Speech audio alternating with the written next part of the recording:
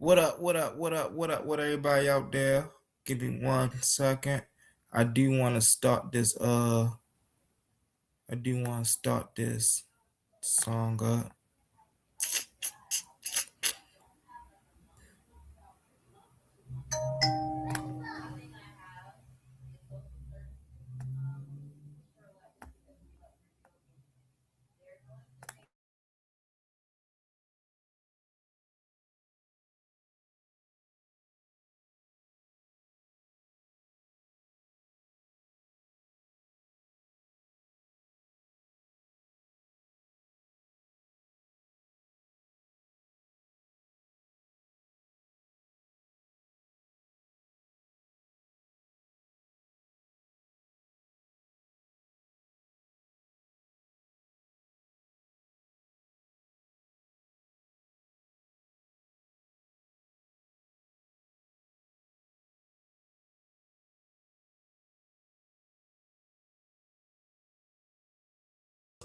Non-violent. Sometimes I wish I would've went to college. Frown proudly. Cause where I'm from, they hate you when you smiling. Your faith should be your gun. You can't leave home without it. The children being grown, cause all the parents acting childish. You show them your reality, I bet they doubt it. You tell them all about your dreams, that's when they out it. Your own blood. Ain't no family no more. You do you badly for show. You try to patch up your soul, Lord knows you on a mission to show him you so submissive. The prayer said in silence, you know the devil can hear him, pay attention. Know the war's within, how much time do you spend? Try to balance your sin, then again, losses is lessons. You tell me you trying to win, we know about saving money. You tell me you trying to spend that blood on it. Sweat tears, you put that love on it. Your best years was just a dumb moment. You tired of going hungry. Can't deal with fake, making your life lonely. Your lack of faith that left your soul bony. But you gon' work and you gon' strive. Do what it takes to survive. What is truth? What is a lie? You know that war's inside. Some get dragged into the fake. They don't know what to decide. Wrong choice meets your demise. Keep that between you and I. You realize some people you gon' let go. You visualize the things you need to feed your soul is on the rise. They not gon' wanna let you go, but it's alright. It's cool to bury what's gon' grow. And from wrong to the right and to the dark to the light, it was a hell of a fight. You give it all your might. Gotta hold on tight and you stay strong and precise. You fight the war that's inside, cause it might change your life. From wrong to the right and to the dark from the light, it was a hell of a fight. You give it all your might. You can hold on tight and you stay strong and precise. You fight the war that's inside, cause it might change your life. I ain't the person that I used to be. So what I do today ain't things that you used to see. Stay the same, no, things change. Usually, some folk I may know might get reintroduced to me. Yeah, I ain't the person that I used to be. So what I do today ain't things that you used to see. Stay the same, no, things change usually. Some folk I may know might get reintroduced to me.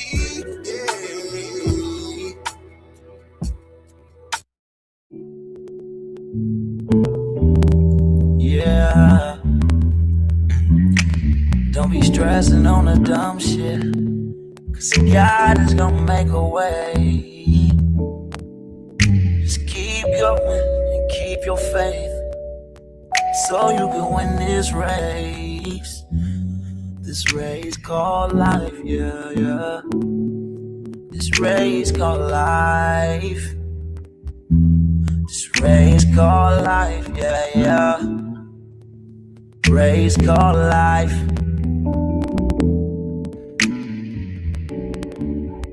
Yeah, yeah, yeah, yeah, yeah, yeah. Grinding, girl, I know that I'm gon' get it. I just gotta have vision. Keep faith and be humble.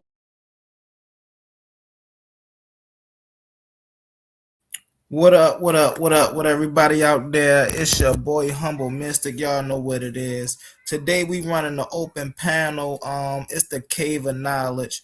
Come on up here, let's have a great discussion. If not, y'all know, hey, listen, I'ma do what I do. I'm gonna pull up some sources. We're gonna get into some just some information. You know what I'm saying? And we just gonna have some discussions about some great conversations and help, hope I help enlighten the community. That's the goal, you know what I'm saying? Um, so I'm gonna, give people a chance to hit that link. Come on up here. If not, while people are hitting that link, I'm gonna go head on and I'm gonna talk about some things that I saw earlier today on YouTube. Um, hey man, I gotta give a huge shout out to brother Cap on YouTube, Captain Tazariot. He doing this thing, man. Whether I agree with his doctrine or not, he out here, he making moves, he been on some big platforms. I seen that live he did with 607 Unk, man. That video was very entertaining. Go check it out. Um that man 607 Unk is crazy, bro. I also checked out that Charleston White and OG Percy joint. That was fire. Go check that out as well. Man, there's some people out here doing some big things, man. Go check them out on YouTube. Uh I already know Kim Full. What's up? What's up, OTK, Hotep Mystic? What's up? What's up, y'all? Come on up here, hit that link. But yeah, man, it's some. I was also watching Jubilees earlier. Uh they had some great debates on there as well. Talking about conservatives and cops, and I don't like what I don't like about the Jubilees is they don't have any relatable topics. And I guess because I'm looking for certain words, I ain't gonna lie, I am looking because I'm looking for real life scenarios. For an example, we know that African Americans have a perspective when it comes to police brutality. So if that's the case, why say one police versus criminals or one ex-mafia versus 20 police? Like, what's up with this, bro? I don't rock with that. So I do have to call them out on that. But it's like, other than that, they get into some real deep topics.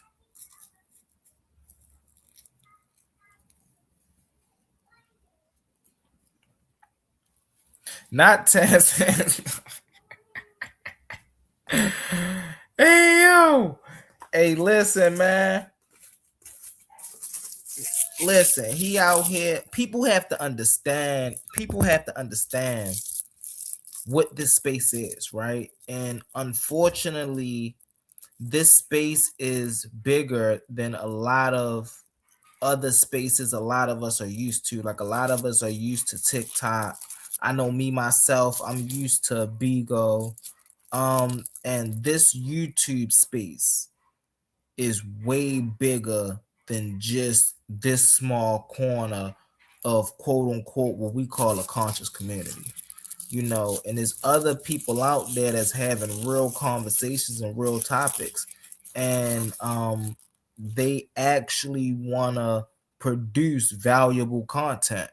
So sitting here, having these discussions every day is cool, but when you see other people having these discussions and ain't nobody over there saying what you saying, then you want to go sit over there too. You see what I'm saying? Let me bring a little enlightenment to this. You know what I'm saying? Also, when you hit a certain level on YouTube, bro, you playing a different game. You got to think about that, right? What 607 Unk and Tazariot did is content. Nothing more, nothing less. It's content, right? If I'm gonna get paid to do some content, I'm gonna do that too. Shit, hey yo, listen, I got 5 bands for you to come up here, sit next to me while I act stupid all day. All right, bet. I ain't gotta act stupid with you, do I? No, you ain't gotta act stupid, but I'm act stupid. All right, bet. You can go ahead and do your thing. Why not? You see what I'm saying? So we can't hate on the brother for doing what he did. you know.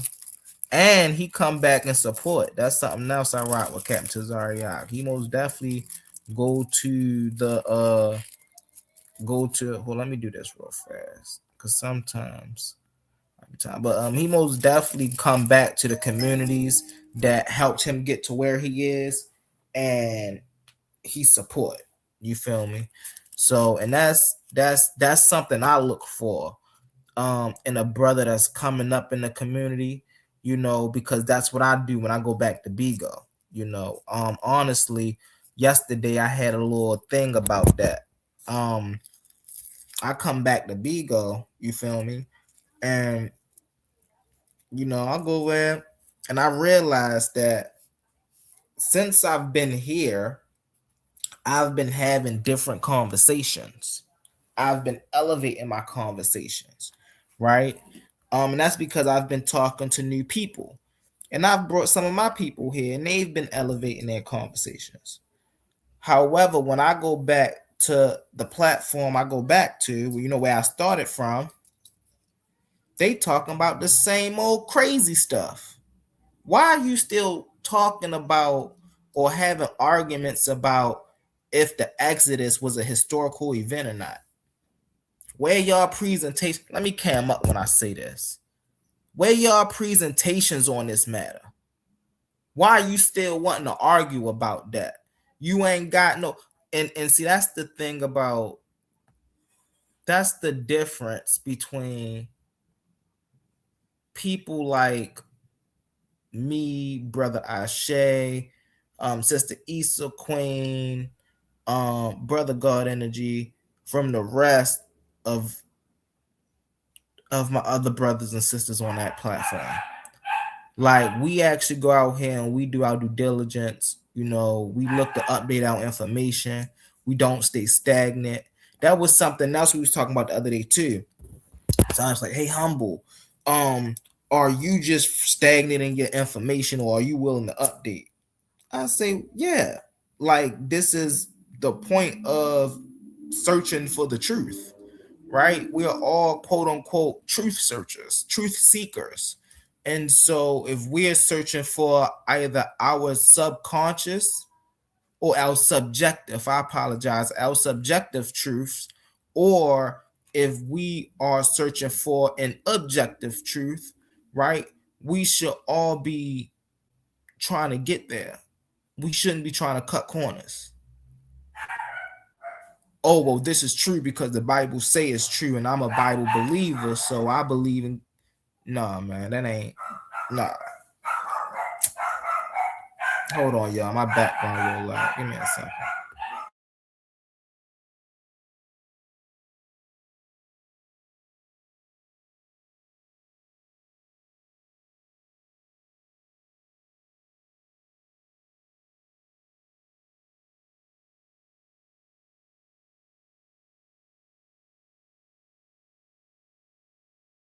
My bad, y'all. My dogs be loud as hell in the background. Somebody come. I think my daughter just came home from school. But yeah. So I was just talking to my sister Issa Queen the other day. Well, I think it was yesterday as well. And I was explaining to her like, sister, you done built up a catalog on YouTube. And she was like, I haven't even stopped long enough. What's on the table? What table? What table? He said, what's on the table? But you know, she said I haven't even stopped to watch on YouTube long enough to see all of that. And I was like, yeah, sis, you gotta go back and you know, you gotta get your stuff, put your stuff in a profile, you know. I just gotta come at the Bible. I do, man, because that ain't our stuff, bro. Let me cam up when I say this. That is not our book. We gotta get away from that. That book come with a lot of indoctrination, a lot of false impressions. And I'm telling y'all, it's keeping us stuck in this slave mentality. I'm telling y'all that. But that's not the point of me. That's not the point of me. That's not the point of me coming for the Bible, man. It's just y'all be trying to push it as facts. I see you down there, Capone. You one of them ones, Capone, that be trying to push the Bible as a historical narrative. See, that's why I say what I say about the Bible. It's not that I be trying to downgrade the Bible all the time. It's when I have to put it in proper perspective because people like GD and Capone like to try to push it off as a historical narrative, and so no, we can't be having you do that, bro. Come on up here. The link in the comments, Capone.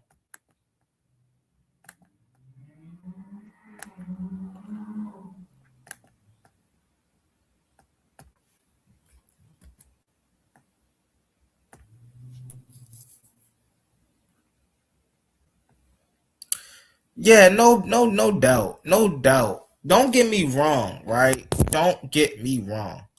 Um, when you're looking at this thing from good and bad, of course, there's some good things in the Bible, right? But that do not negate the fact the Bible was used as a weapon to enslave. Like that. I was talking about that. That I was literally just watching the a live with me talking about that the other day. Bro, just because we can name some good things we could see in the Bible does not negate the fact that it was used as a religious weapon to enslave our people. Those two things don't go together. And then the things that we find good in the Bible did not even originate with the people who put the Bible together. Like, those are the things that get me. So we gotta, hey, we gotta be careful. Come on up here.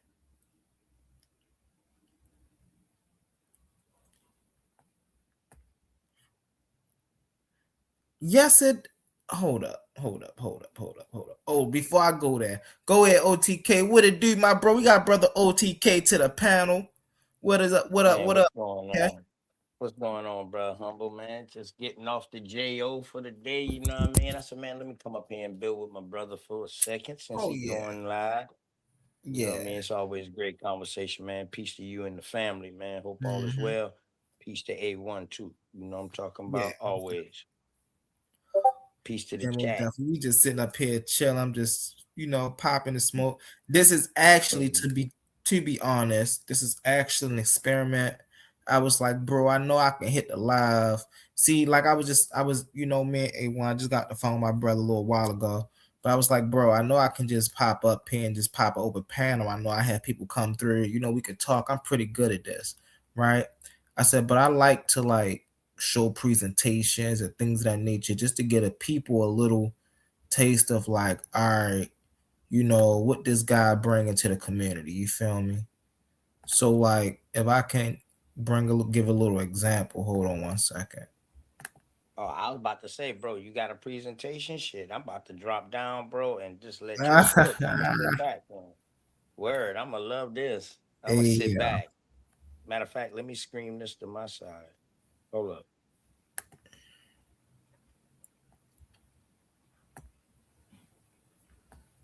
all right, hold on. Let me. Oh, matter of fact, okay, I can do that real quick. I got you. Hold on.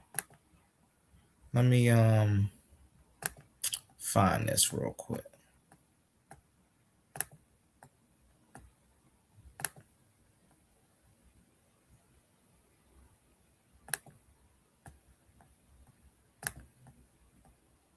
So this is a presentation from my self improvement. Let me see if y'all can see this. All right, All bet. right, I'm about to go ahead and drop down, bro. I just screamed it to my side. So I'll All come back right. up after you finish.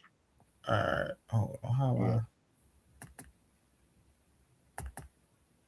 No. Hold on one second. Now I gotta get it right.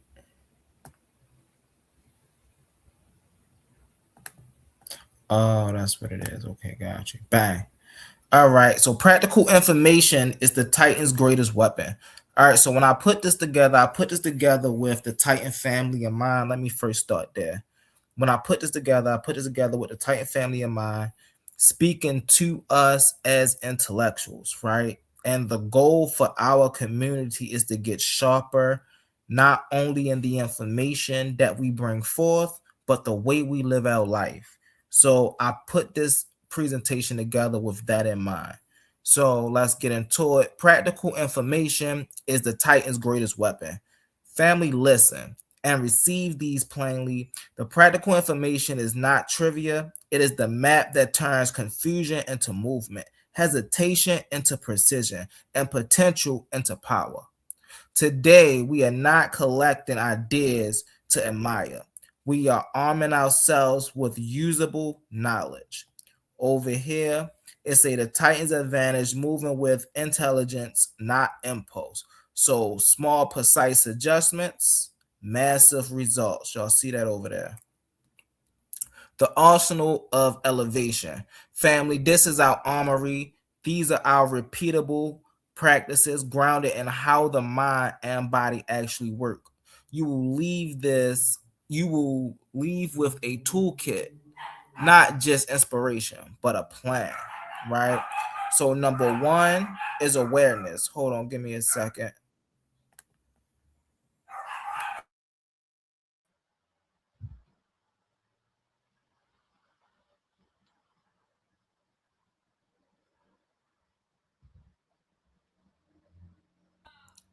My bad, y'all. My dogs be thinking they pit bulls. What's up? What's up, Capone?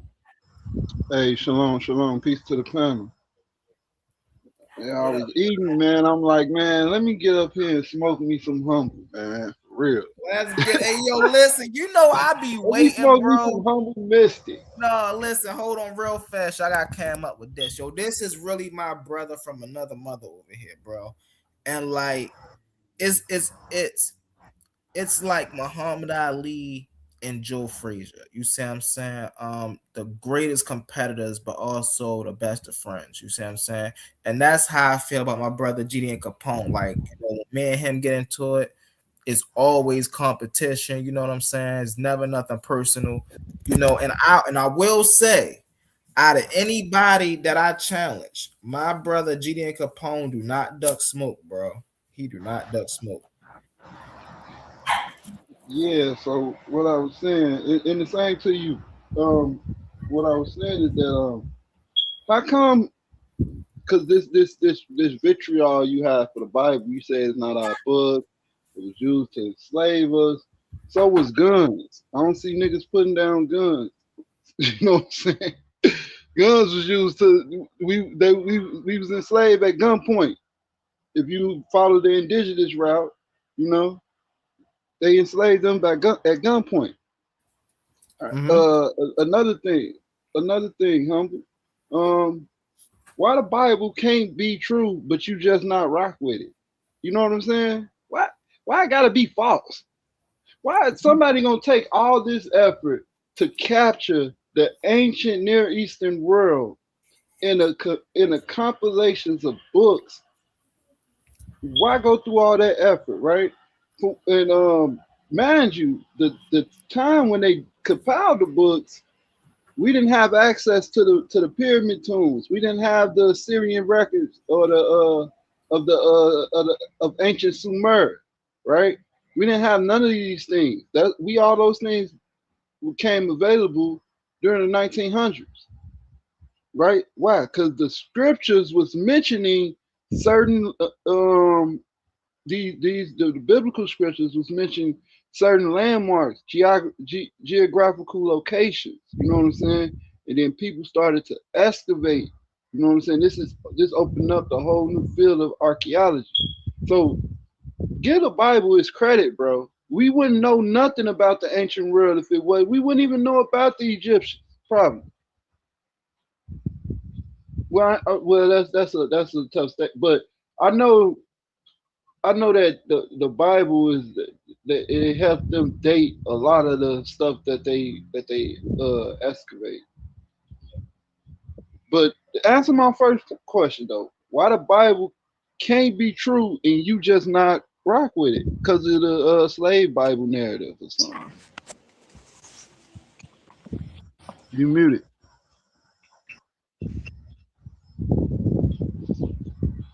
We got Brother Kazard on the panel. My bad, y'all. We got Brother Kazard up on the panel, y'all. Another warrior right here, y'all. This is my brother Yes, man. Kazard right here, y'all. To answer, I'm gonna answer Capone's question, then we're gonna get in with Brother Kazard. So the reason why the Bible can't be true and I just not rock with it is for the simple fact that the Bible is not true, right? I don't just rock with the Bible just because I don't rock with the Bible. I don't rock with the Bible because there's too many fallacies in the Bible for it to be a historical book, a book by the words of God, which is supposed to be a perfect being, right? It's just when you analyze the Bible as a text in of itself, it has too many errors to be held to the standard of a holy text. And so that's the reason. Really fast, let's get to Brother Kazad before we get in Capone. Yeah, Go ahead, let me Kazad. come back to me. All right, go ahead. Peace. I just was hitting the panel, man, tapping in with y'all. Shout out to everyone in the chat. Shout out to everyone on the panel. But I'm gonna swing it right back to GD and Capone. I ain't gonna let you run from that. I'm gonna let him work you a little bit. But you most definitely it sound like it's just Bible hate. Honestly, the Bible not accurate. It's not historically true. Like, but every time we start pulling up the accuracy from the Bible is that part is accurate. That's part correct, but the other part ain't. It's like y'all just pick and choose what you like about the Bible. It's kind of just showing off his Bible hate. Go ahead, Well, GD and no, Capone. well, Oh, my no, bad. that's Go ahead, homie. My bad. and then GD and Capone right after. Well, no, that's the thing, right? Whenever we speak, it's the same thing I have with when I talk about Kemet. Whenever we speak about the Bible, it's literally putting the Bible in its proper context, right? That's making sure people really understand that the Bible is not a history book, right? Now, when we talk about the things that are actual in the Bible, we have to understand we're talking about later editorial write-ins, right? Like when we're talking about when we're talking about Pontius Pilate in the Bible and Pontius Pilate being an actual figure, right? That's a later editorial write-in. That's typography. That's the editors looking and saying this is something in history that we can correlate to this time period. So let's put these together. That's what that's saying. That's not saying, oh, well, this is true and this person is in the Bible, so that means that the whole narrative is true. No, that's not how that works.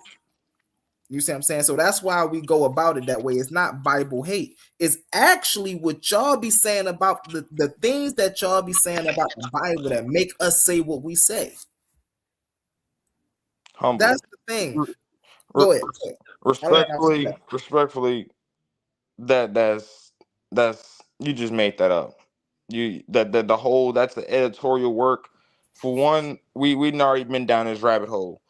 Everyone that claims that these are later edits, that these are not that historical, and I'm not even you brought up Pontius Pilate. I was talking about Old Testament. I wasn't even going into the New Testament yet. I was talking about the Old Testament because several times I have pulled up archaeological evidence and help and support with the Bible. I can play the audio. You know I'm the king of audios. Listen. Oh, I can listen. play the We audio. got Hold some on. stuff over here, cause listen, we got some stuff Hold over on. here. I Bro, can play the I remember you pulled up in one of your debates. I remember you pulled up the Silver Scrolls, right? Um, and you was talking about how they was only mentioning Yah, how he was only mentioning Yah. But what you left out was the Silver Scrolls came way after El and Yah was already unified by the time they wrote them. This is why no, everything no, in that is no, Yah. no. You cut me off for that nonsense. No, bro, you Hold on. Let Yeah, me homie, finish. you Let me finish, God and damn it. I pass it to you. I pass it to you. something else, bro. You cut me off for that nonsense. That was complete nonsense. Like I was trying to say, I can literally play the audio where y'all were literally we on a HOK and y'all saying the Bible is not historical. I pull up an archaeological I pull up an artifact, we read from it, and I ask the question, where is this history except for in the Bible? And you know what y'all said? I ain't gonna even lie, you didn't say nothing. And then I say was like, you know what? We got some truth in the Bible. We got some history in the Bible. You want to go to the fact. I can play the audio, bro. Like every time that we actually get into like you're saying things is not correct in the Bible, it's like y'all can't double down and stand on that point. Like you ran all the way to Pontius Pilate. Let's stay in the Old Testament. You saying things in the history of Israel is inaccurate, and all those are all editorial updates. I would need you to give me examples of these being editorial updates. Whether we're talking about David and his kingdom, that's an editorial update. We need some type of evidence of that. Whether we talk about his successors that come after that, with the split of the northern and So southern kingdom, we need some type of okay, evidence that okay. that's a. Hold Let's on, get hold on. into I'm it. finna lay. I'm finna pass to you. We need some type of evidence that that's an editorial update and that's not Okay. a historical account, because we definitely see a split between a nation and they become a northern and southern kingdom. If you're saying this isn't accurate, why are we pulling up evidence that support Hezekiah's narrative? We pull up evidence that support Ahaz and Omri narrative. You But like that's where's the edit? after. Where's the edit? Okay, so that's after Israel has already. You see, this is what I'm talking about. The later editorial updates. That's after Israel has already settled to be a kingdom, and then it went through the upper kingdom and lower kingdom. That's why when I went in our debate, I went to the Bronze Age collapse. Everything you're talking about is way after the Bronze Age collapse. No, it's not. Yes, it is. No, it's not. What? So you saying Upper No, no, Israel no, and he's Lower not. He's Israel not. was He's not saying that. established before the He's Bronze not Age saying that. collapse? He's not saying that. Humble. You said everything I mentioned is after the Bronze Age collapse. No, it's not. Yes. David David is a late Bronze Age character. I am not putting David in the Iron Age. Yeah, that's That's the what you late put it. Bronze Age. The Bronze Age collapse is the late Bronze Age. No, the late Bronze Age collapse is what goes into the Iron Age. You have what's called the early Bronze Age, the middle Bronze Age, the late Bronze Age. Then you have the late Bronze Age collapse, which goes into the Iron Age. What are you talking Yes. about? So if David is before the late Bronze Age collapse, David, that leads to how the is Iron Age. David What are you time talking out? about? How is David before the late, or how is David in the late Iron Age? Right? When No, not I late, didn't I put him in the apologize. Iron Hold Age. on, hold on, hold on. How is David in the late Bronze Age when the children of Israel, when the people known as Israel did not emerge until after the Bronze Age collapse? That's incorrect. That's How now you incorrect. have to show me primary evidence where that's incorrect. First of all, I already showed this. I'm gonna give you two. I'm gonna give you two examples, right? I'm gonna give you two sources, and we can go deeper into this, right? First source, when you get into the Moabite stele, the Moabite stele tells you Israel came into the promised land in ancient times. He wrote that in the Iron Age. When is ancient times if they're already in the Iron Age? And They he wrote that wrote in it in eight hundred the BCE. Bronze Age is before the Iron Age, and So he's when in the Iron you just Age. You got a point you right just there. shot yourself. You just shot yourself, How? humble. The artifact telling you Israel is already in the promised land in the Bronze Age. Ancient Bro, times. If I'm in I the agree. Iron Age at the 800, I'm in 850 BCE, and I'm 850 telling you BCE. ancient times. How ancient far back do I have to go to get into ancient times if I'm already in the Iron Age? Couple of minutes. That's not what Hey, that's saying. Yo, so you take a step. I No, got it bro, right you here. Hold terrible. on. Let me say this. I got it right Go here. ahead. Saying the Thank you late so Bronze much. Age collapse was a period of societal collapse in the Mediterranean basin during the late 13th to the early 12th century BC. So that's the period that y'all talking about. So we don't get that confused. Early 12, late 13. So Late that's when we 13th, get early what? 12th. Let me help you out with some artifacts. We find what? The Amarna letters, in 13. What is this? 1350. Is Israel mentioned in the Amarna You letters? find the Amarna letters. Hold on, they Is wasn't called Israel Israel yet. mentioned in the They Amarna wasn't. They letters? wasn't called Israel yet. You No, I find ain't know the. they wasn't called Israel. They Hold wasn't on, there. hold on, humble. Let's just walk with me real quick. You got the Amarna letters. I'm just listing some Bronze Age artifacts. Bronze Age, late Bronze Age collapse artifacts. You have the Amarna letters. And you have the Mer Impeta stele. Then you have That which is the first the time of dream Israel being spoken. the dream stele, right? You have the dream stele, and it's one What more. period is that? What period is that? So the Mer Impeta No, the stele, dream stele. the dream stele is Bronze Age. Dream What stele is before the Amarna letters. before them? So it don't have Israel in there either. So go ahead. But So Israel the didn't dream exist then stele either. show you that the Pharaoh wasn't the firstborn son, and Right? No, we ain't that's getting on that. important. We looking for Israel. You're saying Hold on, you see Israel is in these what places you during this but time. look what you looking for. You can't be looking for something that's not named that yet. They What not do you named Israel. mean? They haven't became a nation yet. What They time? just Okay, some people okay. that So left hold on, out of time out. Egypt. Answer this question, Capone. What time period did Jacob live? Jacob, Jacob is about six. Wait, Jacob. So Jacob is Jacob like 1600. Cause I got Jacob's about 16. 1600 BCE, right? Yeah, about So that means 16. that Israelites should Cause have been Moses around. 200 years from Jacob. I believe Okay, Moses so that 200 means years.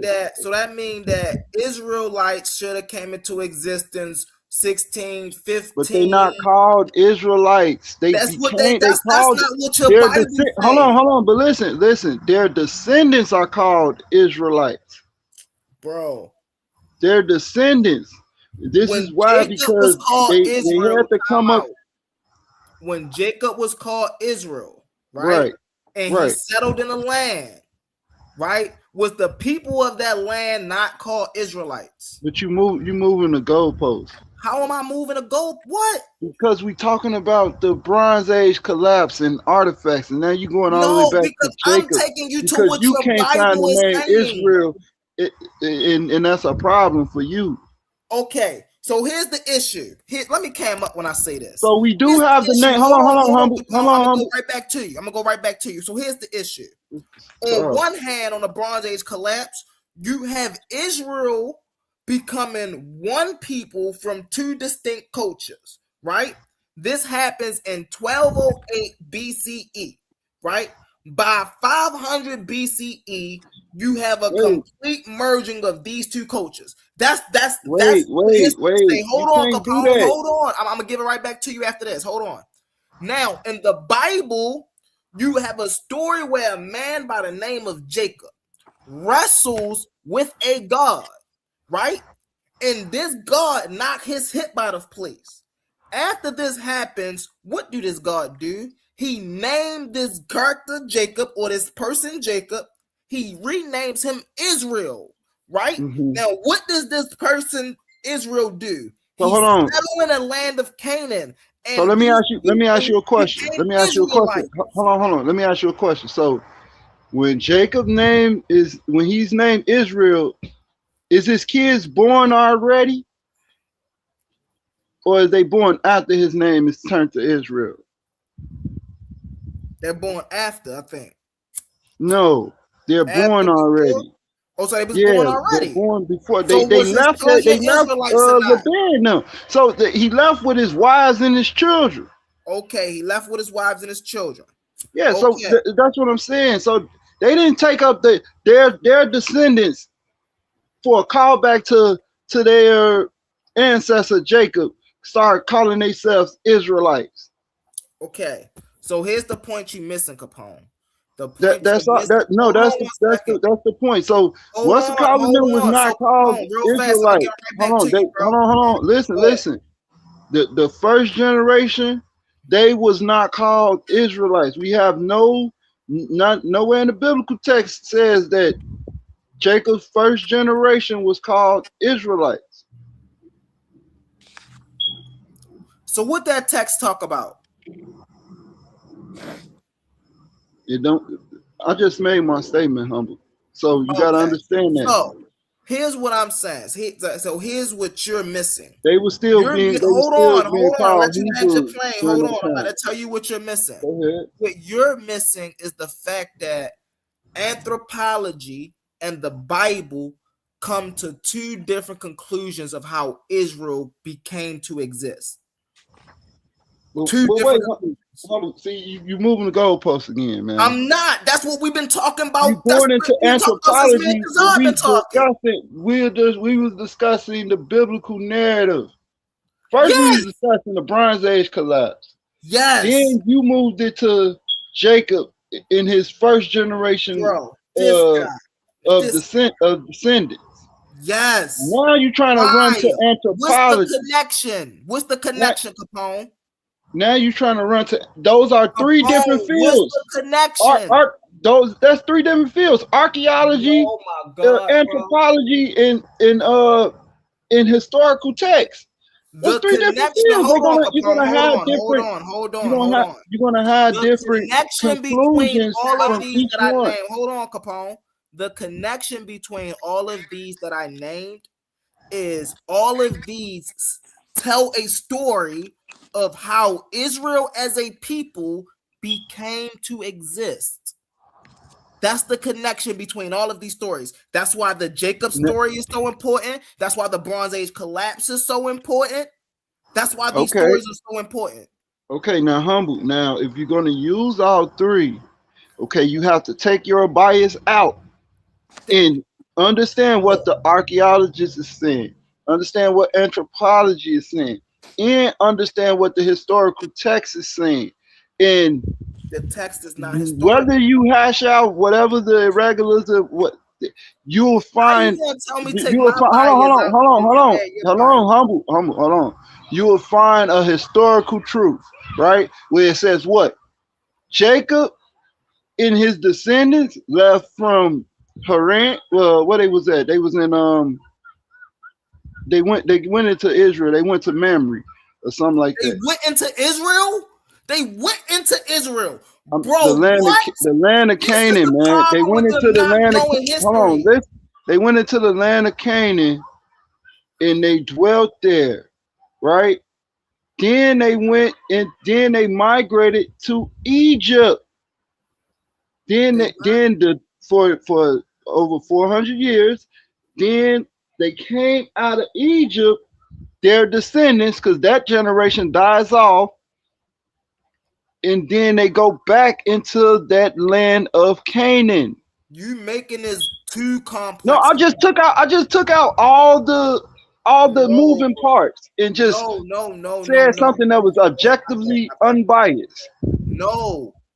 That deals with anthropology, archaeology, and historical text. Hold on. You made this too complex, and that's not even what the Bible say. Number one, I just gave you the breakdown of when you look in the Bible, what it's going to say. This guy named Jacob wrestled with a God, and this God gave him the name Israel, for he said, man have wrestled with God and prevailed. Is that right or wrong, Capone? Go on, bro. Make your point. Okay. So now this man named Israel settled in a land in Canaan. These people was now known as Israelites. Separate from who? Separate from the Canaanites. So now, okay. So, but that's the problem. This is what the Bible is saying. When we go to anthropology says something completely different. So now who do we trust? Who do we believe? No, what does anthropology say? Anthropology says, right, there was some inland Canaanites and some Shashu. They met on the uptown up on the uphill top of Canaan. They blended cultures, right? And later on, they became the people of Israel, as we see in when does that Meta Stele, when does they 1208 say that when BCE. okay, so when does they say that happened? 1208 BCE. So that's much later. No, So they it's not talking much about later. so Now, please get in what here. you're describing is them coming out of Egypt. And I agree with that. Who That's how they came out came of out how? of, Go ahead, go ahead, go ahead. what you're describing is we know they came out of Egypt. We got them working in the mines. We see the writing there. So what you're describing is them coming out of Egypt. But you went to the biblical narrative of them before Egypt, right? So tell us the anthropology of how they was in Canaan and went into Egypt. Bro, there is no anthropology that talks about them being in Canaan and going into like that's the part you're missing. You think that the Shashu of Yahweh were Israelites, but they were No, not. no, I never said that. Yeah, I know you I trying to never hide want, from that. I, So if the I never Shashu, want, and I don't Capone, believe that, hold and I on, never said Capone. that. Hold on, you don't believe that, and you never said that. So if that's the case, then how did the Israelites get from Egypt to Canaan? What Israelites moved from Egypt to Canaan? Who you talking about? So we have so Joseph was taken into Egypt as a slave Bruh. by the Midianite. Hold on, by the Midianites and Ishmaelites. So what you see on the procession of the Amu, that is the Midianites, and Joseph is a part of those 37 captives. Now, from that point on, probably like say 20, probably 20 years later, I think, then Joseph bring his whole family into Egypt, and they settled in the land of Goshen, which what archaeologists is calling Avaris. And they have a tale there. It's called Tel El Daba. It's in the delta in Lower So, Egypt. can you answer this question for me? So Go now ahead. you talking about Joseph. Now, if I'm not mistaken, are you talking about the same? This is the same Joseph who reigned in a certain part of Egypt, right? Yeah, and Joseph And is hold the on one first. second. Hold on, Hold on I one just need to say this. I just because this Can I get in Joseph here is after this question? first generation from Israel, from Jacob. second. Okay. But Joseph If is not that's the called an case, Israelite nowhere in the text. Oh, go ahead, go ahead. okay. If that's the case, right? When we look on the walls or the records, where is this figure? Where's this Joseph figure? So Joseph he was given an Egyptian name. That's Oh, one now thing he you was need to given know. an Egyptian name. Come on, now you see the flim, And he was given an Egyptian wife. and he was get. You see the flim flam, bro? Yeah. Craziness. Go ahead, Oh, so we Kasai. not going to Hold see on, Joseph humble. and Let Kemet Kasai get in because there. he was given a Commission name. That's crazy. He was. So matter of fact, so who was the pharaoh that he was interpreting dreams for? Who Joseph? Yeah. Um, wait, hold on. Let Kasai go because he Go ahead, probably Kasai. be in and out. Go ahead, Kasai. Go ahead, finish because I accidentally closed what I was gonna No, do. no, no. Me and Humble can pick it up whenever. Oh yeah, No, yeah, get yeah. in there, Go ahead, bro. Kasai. You good? Because I'm telling you, because I gotta pull something up real quick because I closed it All out on right. accident. So yeah, y'all go back so it won't be dead air. All Yeah, right. yeah, yeah. Y'all finish. Y'all. So the reason I asked him that question So is because they can always go, and the Bible is always their primary for this. Oh, well, Joseph was in Egypt. Joseph was in Egypt. They can't find Joseph in Egypt nowhere other than the Bible because it don't exist. that's not true. That's very true. Not true. We find the That's Fayum of Amenhotep the third we see that they build they reroute the Nile from the water the Nile River into this Fayum to stop it from flooding or something like that for the famine, You know right? what? So you saying Capone And, right and, now? and hold on. And in the Arabs called that Fayum. That's a I think that's the Arabic way they how they say Joseph or something like that, if I'm not mistaken. So you saying right now that there's archaeological and historical proof that Joseph exists? Hold on, let me pull it up real quick so I can show you what I'm talking about. Answer the question. You going into all this you going into all these other particulars, right? You moving the goalposts every time. How? If it exists, it should be there. If it don't exist, it won't be there. Well, I'm asking you, he has is it things that archaeological proof that Joseph existed? Fayum. Hold on, let me put this in. Let me show you what it says, right? Fayum, right here. Listen, I just says want the Titan family know this is all off the dome. You feel me? This is what listen, this is what I do, man. This is says what I do. no, You see, no, look, they gotta go run and research. They gotta go get their papers no. I'm together. letting you know. So I you do, probably bro. didn't know this. This is what I I'm do. letting you know. Listen, says the Fayum, right? It says his lay name was Joseph. He became a monk of the monastery. I don't know if this is. No, this ain't it. This is something else. But it's a Fayum and it's like a bay. It's in Egypt. It's right below the delta, right? And it been renamed by the Arabs, Yosef, Bar Yosef, meaning the waterway of Joseph. So right here, Josephus rendered the Egyptian name of Joseph.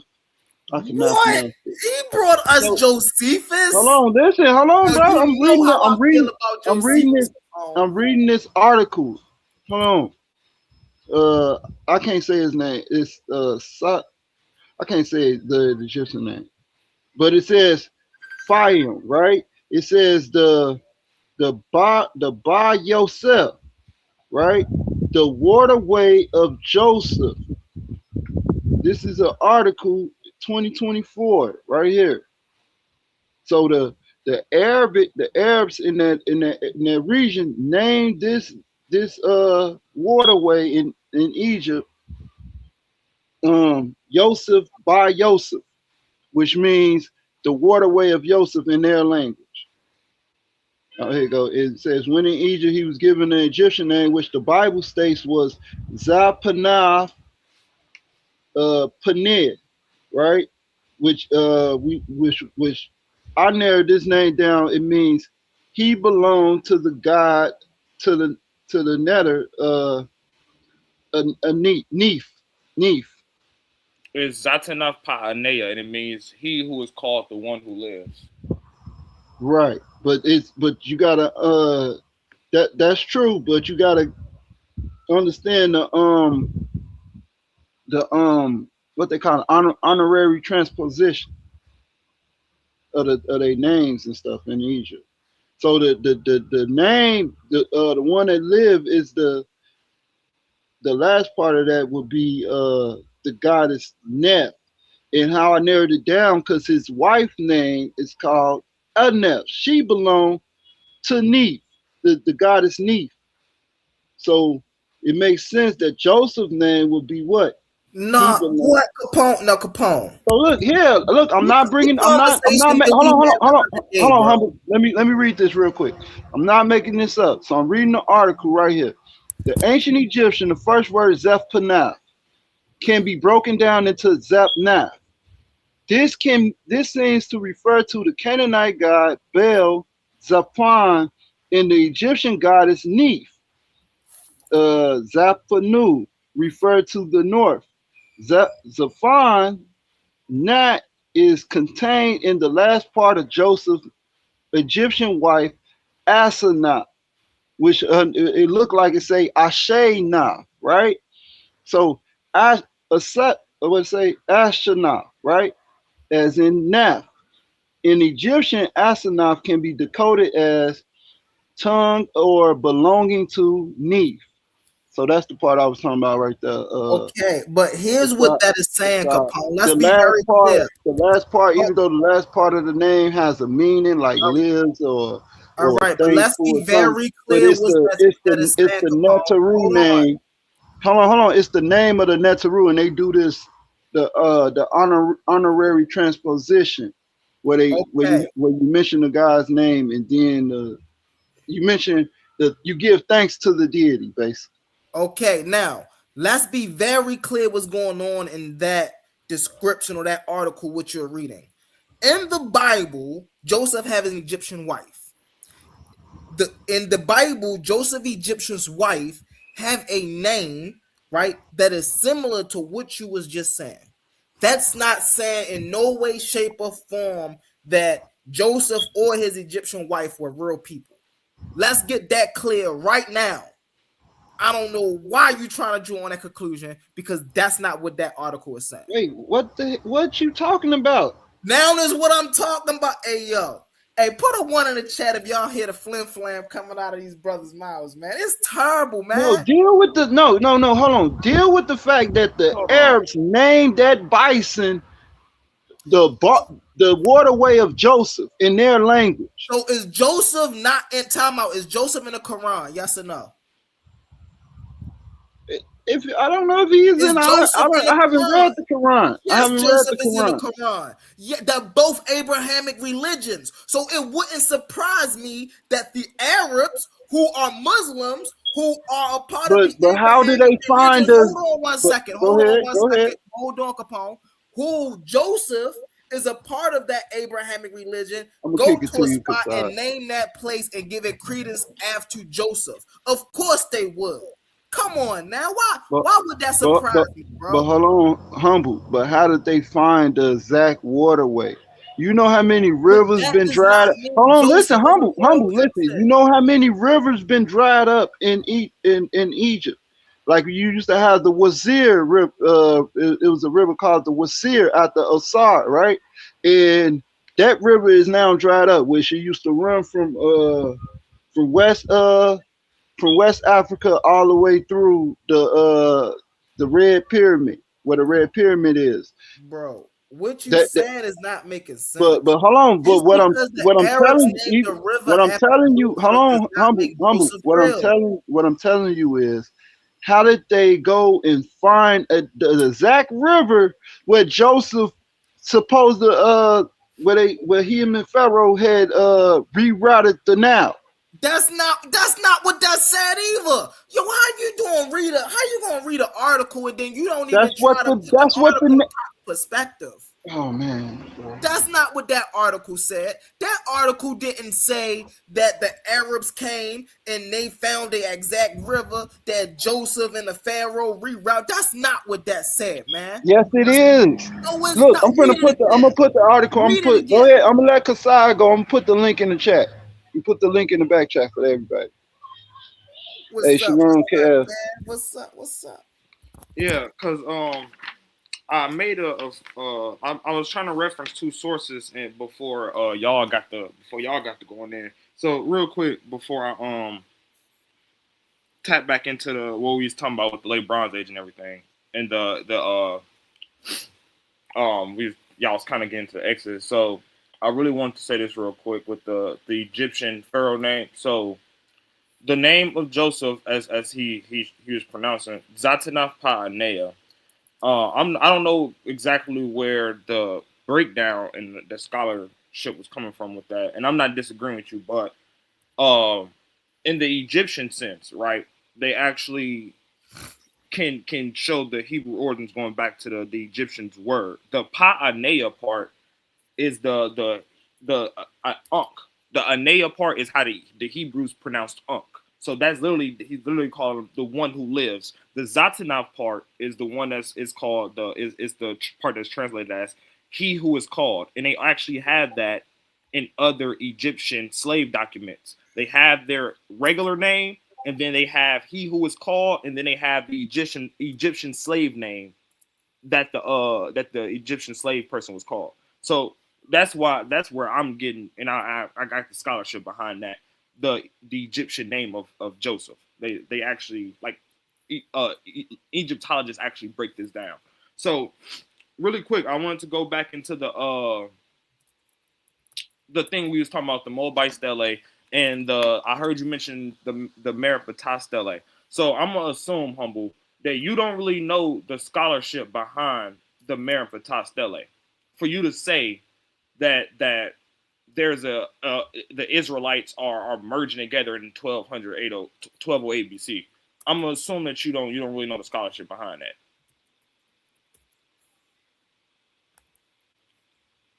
Right? So I'm gonna ask you, are you familiar with the Meripata stele and its connections with the temples of Ramesses II? Are you familiar with that? And Seti the First at Karnak. Are you familiar with that? You said in his connections to those temples? No. What you talking about? Are you talking about Ramses when he's talking about them land waste? Yeah. Yeah. I don't know what that was. I don't know what that was, but yeah, I know what you're talking about. Yeah. Okay, so you're familiar with it, right? Yeah. So you just effed up, right? No. Because when you look at the connection, but the Egyptian connection between the Karnak temple and the Meripata inscription. For one, you know that the scholars say Meripata didn't even actually do those campaigns. He's writing about the campaigns of his fathers and his dynasty. You do know that, right? Hold on. Let me show something. Literally, just let me know when it's my turn to Hold on. hop back in there. You do know that, right? Like, you know this is actually coming from the. Hold on. You know this is actually coming from the books. You do know that, right? What book that's coming from? You do Don't know tell that, me it's right? coming from no books and don't tell me no sources. You What do book know that's that, coming right? from? You do know that, right? Nah. Oh, you don't? Okay, that's Look, sad. let me know when it's my turn. You will. I will. So all you have to actually do is look up the connection between the Ashkelon wall and the Meripata inscription and stuff. And actually, the scholars will tell you that isn't Meripata's campaigns. Those are the campaigns of his dynasty. He's actually recording what his father and his grandfather did. So, and we actually look into the perspection of the inscription, and they actually read what it's talking about. I want to read this breakdown real quick, right? In the inscription, right? It says, finally, there's a matter of the broader perspective. Yurko only employs, and for y'all that don't know who Yurko is, I'm gonna go back and give y'all a little bit of his credentials, right? Let me point this out real quick. My bad. I got, you know what I'm saying? I gotta go back to the beginning of the book. So Frank Yurko, Chicago Orientalist Institute, Theban Ephragat Survey. He's an American Egyptologist, right? So Frank Yurko, this is what it says. It says Yurko only employs at the four element of the central stanza of the strophe in his argument, and where the strophe as a whole we can observe some things even more interesting. The complete strophe reads as follows. The princes are prostrate, saying peace. No one raises his head among the nine bows. Desolation is for Chehenu. Hatti is pacified, plunder is Pa Canaan, with every evil is carried off is Ascalon. Seized upon is Gezer, Yenoam is made excellent. Israel is laid waste, his seed is no more. Karu has become a widow because of Egypt. All lands together are pacified. Everyone was restless, have been bound. Now let's get into this. It says, now let me walk you around the great apostle court at Karnak to view the campaign reliefs of Seti I and Ramesses II. We begin at the northwest corner, where in the upper register, as we see Seti's first campaign against the Libyans, desolation is for Chehenu. Below that is the register depicted Seti's campaign against the Hittites in Syria. Hatti is pacified. As we walk eastward along the northern outer wall, we find Seti's campaign against the Shasu of the southern Palestine, an attack upon every city of Pa Canaan. Plundered is Pa Canaan with every evil. We literally can walk around the Karnak temple and we can literally see where Meripata is getting his actual inscription from. His inscriptions No, match. I'm not. that I'm not. is not. I'm not Go done. ahead. Go ahead. Hey, you can disagree, but for one, let me finish, and for Go two, ahead. Go ahead. actually bring some scholarship to defeat the claim. I got you. Thank you. Like I hate the denial scholarship. I got you. It says follow to the left of the treaty. Oh, I'm sorry. Where did I leave off at? Dang, to the right we have. Oh, hold on. Crossing over to the southern side, the Hypostyle Hall, we reach the Hittite treaty wall.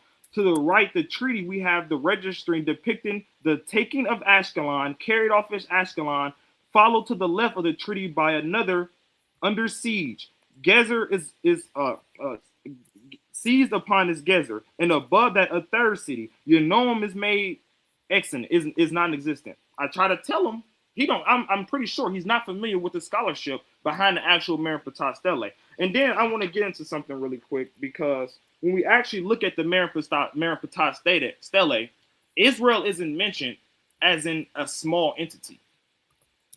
I'm telling you, I'm not mentioning something that I don't got the scholarship behind. So last thing I want to get into, hold on, no, it's two more things. I'm gonna share my screen real quick because he tried to mention the time frame in his chronology is incorrect. When we actually look at that wall, they're fighting against an Israelite chariot force. Israelites don't have chariots until the United Monarch period.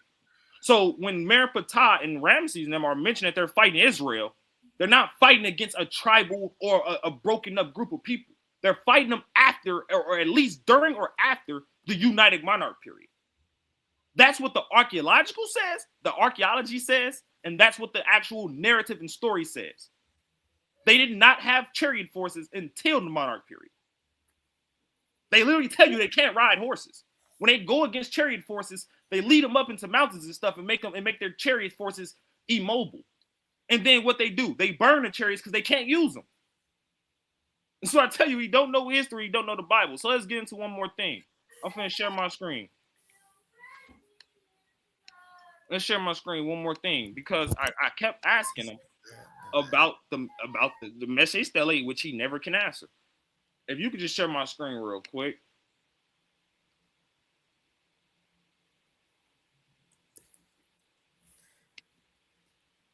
You could just share my screen. It says right here, the men of Gad dwelt in the land of Ataroth from ancient times, and the king of Israel built Ataroth, but I fought against the city and took it. We literally see this is coming from the Moabite stele. This isn't coming from the Bible. But every time I ask them about this, you know what they do? They can't answer it because where is the history of the men? Because Ataroth is Moabite territory. Ammonite territory.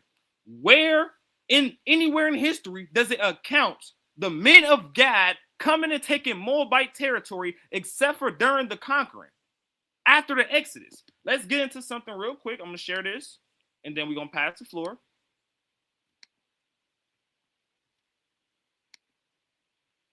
I need him to answer what ancient times did Israel come and take Ataroth? We need him to know. We need an answer for that. Right? So if you look at my screen, you can see in the book of Numbers when the men of Israel go up, they coming up out of the wandering. It literally tells you the children of Gad. It just so happened the archaeological record has the exact tribe and the exact place they settled. The children of Gad built Gibeon and Ataroth and Ararat. He has to answer this. He keeps saying the Bible and the biblical narrative is unhistorical, but yet every time we pull up history, it's agreeing with the Bible. Please answer that. When did they take Ataroth? This is sad, man. So listen, this is easy. This is real easy, right? So let me share my screen. Right. Let me share my screen, right? This is easy. When did Israel first emerge according to academic consensus? Not first emerge according to Humble, not first emerged according to Kazad, not first emerged according to Capone. When did it first emerge according to academic consensus? According to the broad academic and archaeological consensus, the first clear evidence for a distinct group named Israel appeared in the late 13th century BCE, the late Bronze Age. The Bonetta Stele, which is 1208, the primary anchor for the date, which Kazak keep talking about, the Bonetta Stele, an Egyptian victory monument. This is where, hey, listen, man, if y'all didn't go see my call out video, bro, go check that call out video. One thing Kazak do not know, he don't know the difference between a victory stele and a call to action, basically. Right. So he think these victory steles, he think these victory monuments are the Egyptians worshiping their god and thanking their god for their victories. That's not what this is. So let's get back into it. The context, the stele describes, hold on one sec, I got you. The stele describes military campaign in the Levant. The significance, while the other groups mentions like Ashkelon, which he mentions, or Giza, right, are written in the determinatives for city-state, the word Israel is written with the determinatives for a people or an ethnic group. So this is the first time in history do we see a ethnic group by the name of Israel anywhere in history.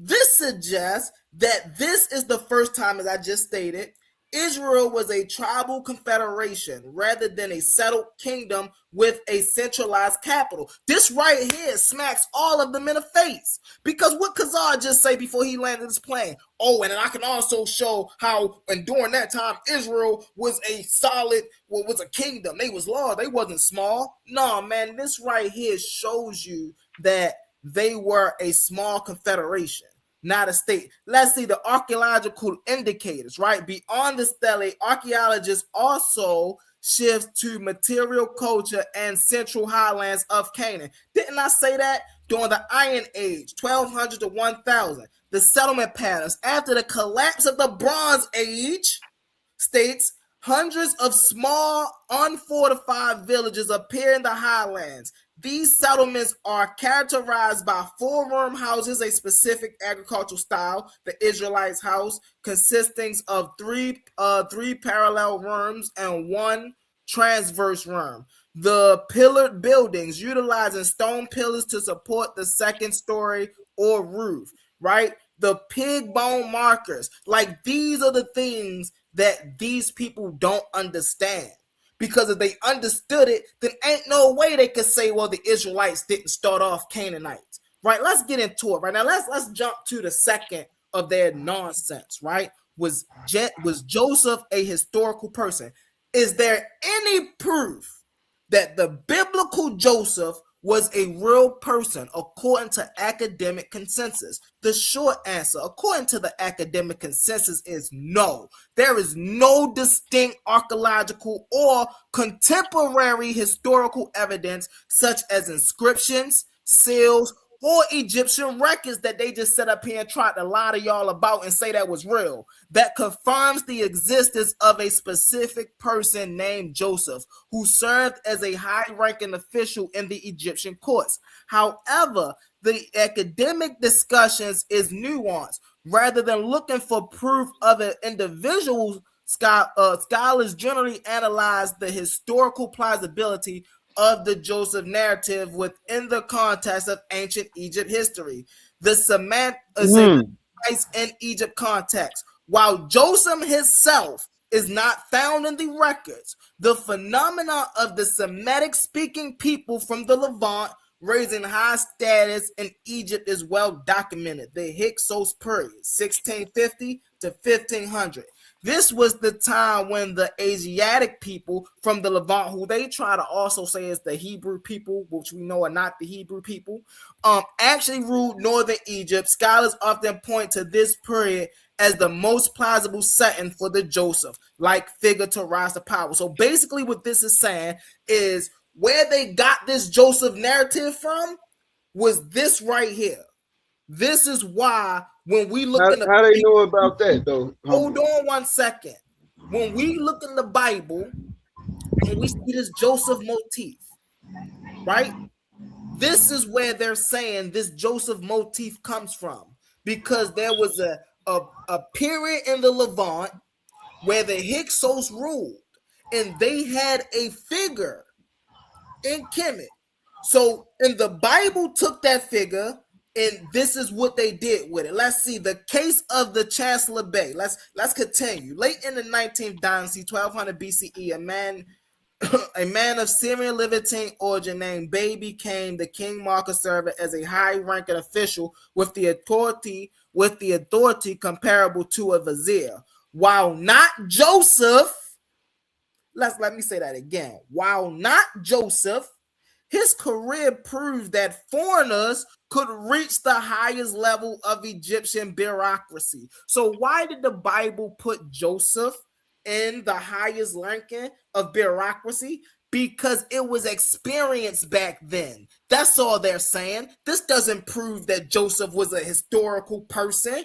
Let's get into it now. Kazad say, well, we're going to bring some scholarship, so don't come up here talking. Come up here with the scholarship. What do scholars talk about these subjects, and do they agree with the information above?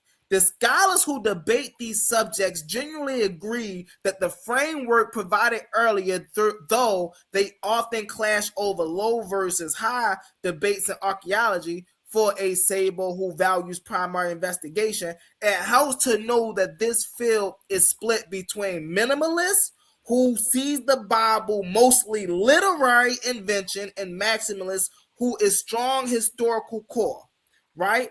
On the emergence of Israel, 1208 BCE, the consensus on the indigenous emergent theory that the Israelites were originally Canaanites is led by several heavyweights: William G. Denver, Israel Frankenstein, and the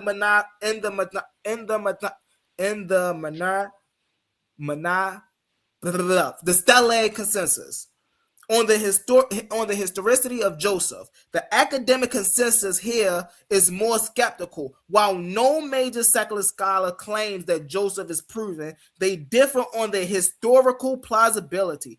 Donald B. Rayford and Kenneth Kitchen, a maximalist Egyptologist, he disagrees with Rayford. Kitchen argues that while the lack of proof of Joseph is detailed, the detail of the story, the likely price of slave, or the presence of Semitic officials in the Middle Kingdom are remarkably accurate for the second millennium BCE. He points to the record of the Asiatic Semites holding a high official to Egypt to prove the story's realism. So that's what they show, the realism of the story. Not the character was real. He agreed that the character is not real, but he disagrees on the realism of the story. Let's get into it, man. So these scholars are people who not only work. Let me stop sharing my screen. So what I've just presented to the people, right, is not something that Brother Humble Mystic is just making up out of his head, right? I'm showing evidence, primary evidence, that these people are going over there doing excavation and bringing back. And like Shaka almost always said, our job is to let the evidence have the last word. The evidence say the early Israelites were Canaanites. The evidence say Joseph did not exist as a historical person. It doesn't matter what these black Hebrew Israelites want y'all to believe. The facts are the facts. And hey, listen, unless they bring some other facts, they have no win in this fight at all. This is a slaughter, my family. This is a slaughter. 2-on-1. Hey, y'all better go get some help. You done? Gotta go get some help. Humble, you done? I'm gonna be quick. Let me say something real quick, Gideon Capone, please. Hey, that man went on for damn near 15 minutes and didn't address nothing. And didn't address nothing that I said. You try to just Gideon Capone, you still didn't really address what he said, bro. I literally brought up the Moabite stele, which is not nothing has. It's literally an archaeological artifact. It's an artifact. It records Israel came in ancient times and took their land. You did not address that. No, it does not. Bro, stop lying here, bro. Look. Let's stop playing humble. Where No, in the no, no. Mobile Stele when you was just Stop lying. reading, did you Stop say lying. Israel Stop came in and lying. stole that Stop land? lying. Stop lying. Where you say Hey, Israel came and stole that land? You said Gad. You said Gad. And that's out of the Bible. Can you stop lying now, humble? He That's said I terrible. didn't say. He said I didn't say Israel. He just said now I said the men of Gad. Who is the men of Gad? Oh, now you, bro. Who's the men of Gad? Come on, my guy. Come on, y'all see all these semantics they try to play? Hey, can you answer one question directly, please? Who is the men of Gad? I don't know because they never exist. Oh I don't know oh them. my effing God! Hey, look. I'm help him out. Can you just share my screen, bro? Because yeah, he I got you. obviously I'm gonna share your screen. I got you. This is just sad, man. This is just sad. And he bringing the Bible. This is terrible, man. This is sad, bro. This is sad. So he act like he don't know what's going on. Like he's sitting here playing. When we look at the Moabite stele, it's talking about the Israelites. It says, look, for he saved me from all the kings and made me enjoy the sight of my enemies. Omri, king of Israel. He's sitting here playing like bro. This is why I don't. This is why I get frustrated with this, and then we got to start yelling. Okay, now when is this dated? Let me finish because you went on for 15 minutes and you didn't address nothing I said. Now I asked you to answer me directly, and then your answer was I don't know, bro. There is no other group of people. You know what? We know he's talking about Israel. Everyone in the chat know he's talking about Israel except for Humble. The men of Gad dwelt in the land of Atarat from ancient times, and the king of Israel had built Atarat, and I fought against the city and took it. So, like, what is we talking about here? He's trying to. You said this is the Moabite stone, right? Stop humble. He's trying to disassociate the men of Gad as if that's not a tribe of Israel. Like, it's ridiculous. Because he just don't want to accept the fact that he's just a Bible hater at this point. This is literally what we mean by this is just Bible hate. There are y'all be spitting that misinformation. The sources in his face, the historical data is in his face, and he's denying it. That's called denial scholarship. Now let me pause and go into something else because he didn't address nothing about the Moabite stele, so we're finna move on. Hold up, answer the question. Now we get like I mentioned with the merit. Now he's being disingenuous, right? Bro, so I go back here and do some quick research. We can interrupt you. Go ahead. I got you. Even though the whole time I'm like, what does this have to do with what I said? You didn't address it. Now, once again, he didn't address the scholarship. I literally gave him the scholar's name, which he can go and fact check, and then he can go and fact check. Do other scholars agree with this? He tried to talk about I don't know the difference between a call of war and a victory stele. Bro, I literally just explained to you and broke it down scholarly how the scholars interpret the Meron-Patah stele. It's the victory of his dynasty. Those aren't his direct campaigns. Some, they might attribute like the last line or something to maybe him, but they know those campaigns that he's documenting in the Meron-Patah stele aren't his. Those are his predecessors. And then when we bring up the context and what the Meron-Patah stele and stuff is talking about, that isn't a tribal group of people. When we go into the scholarship and you actually read it, it tells you they start out by reading two kingdoms, the Hittites and Chattanooga, the Libyans or whatever. Then they go into city states. They give you Gezer, Pakana, whatever, and then they give you back two kingdoms, Syria and Israel, Karu and Israel. This is what I'm telling you. I'm sure he. Let me know when it's my time, man. Let me know when it's my time. Are you familiar with the scholarship on this? And two, you honestly, Humble, you're not ready for a chronology debate. All right. You're not ready. Let me know when it's my time. I will. A1, I've been trying to maybe you can hit up Court and get him on the line. I've been trying to get in touch with him about the chronology thing. He hasn't gotten back to me. So when you message him right now. Yeah, maybe I've been trying to set up a show with him to get the chronology thing going. I can make that happen for you. I'm messaging them now. Appreciate you, because I see I just gotta smack somebody upside the head with the chronology thing, and for somebody else to he understand ain't even right with the chronology. That's the issue. Listen, we started off at the Bronze Age collapse, trying to prove when did the people of Israel come into existence, right? So he talking about I didn't address the Moabite stele. How did we get from 1208 BCE and before to 900 BCE and after? So you're gonna act lost right now. Okay. So for the now, people, no. so So for now the we people trying to find. No, hold on. It's my you turn. wanna act It's lost. my You turn. wanna act Hold on. lost. You had your turn. Okay, then you wanna act lost. Okay. We having a conversation of the origin of Israel. You And got a we're bias, looking, they're trying to say that it was before Bias. 1208 BCE. So then here he's going to bring me something that proved their existence in the 9th century BCE. The 9th century BCE is way after the 12th and 13th century BCE. I'm looking for something before the 12th, the 13th, 12th century BCE. I don't understand. Hey, hold on, but humble. The Misha Stele or the Moabite stone, it says that some people entered into their land in ancient time. And now if that's being written in the 9th century, what can we calculate as ancient time?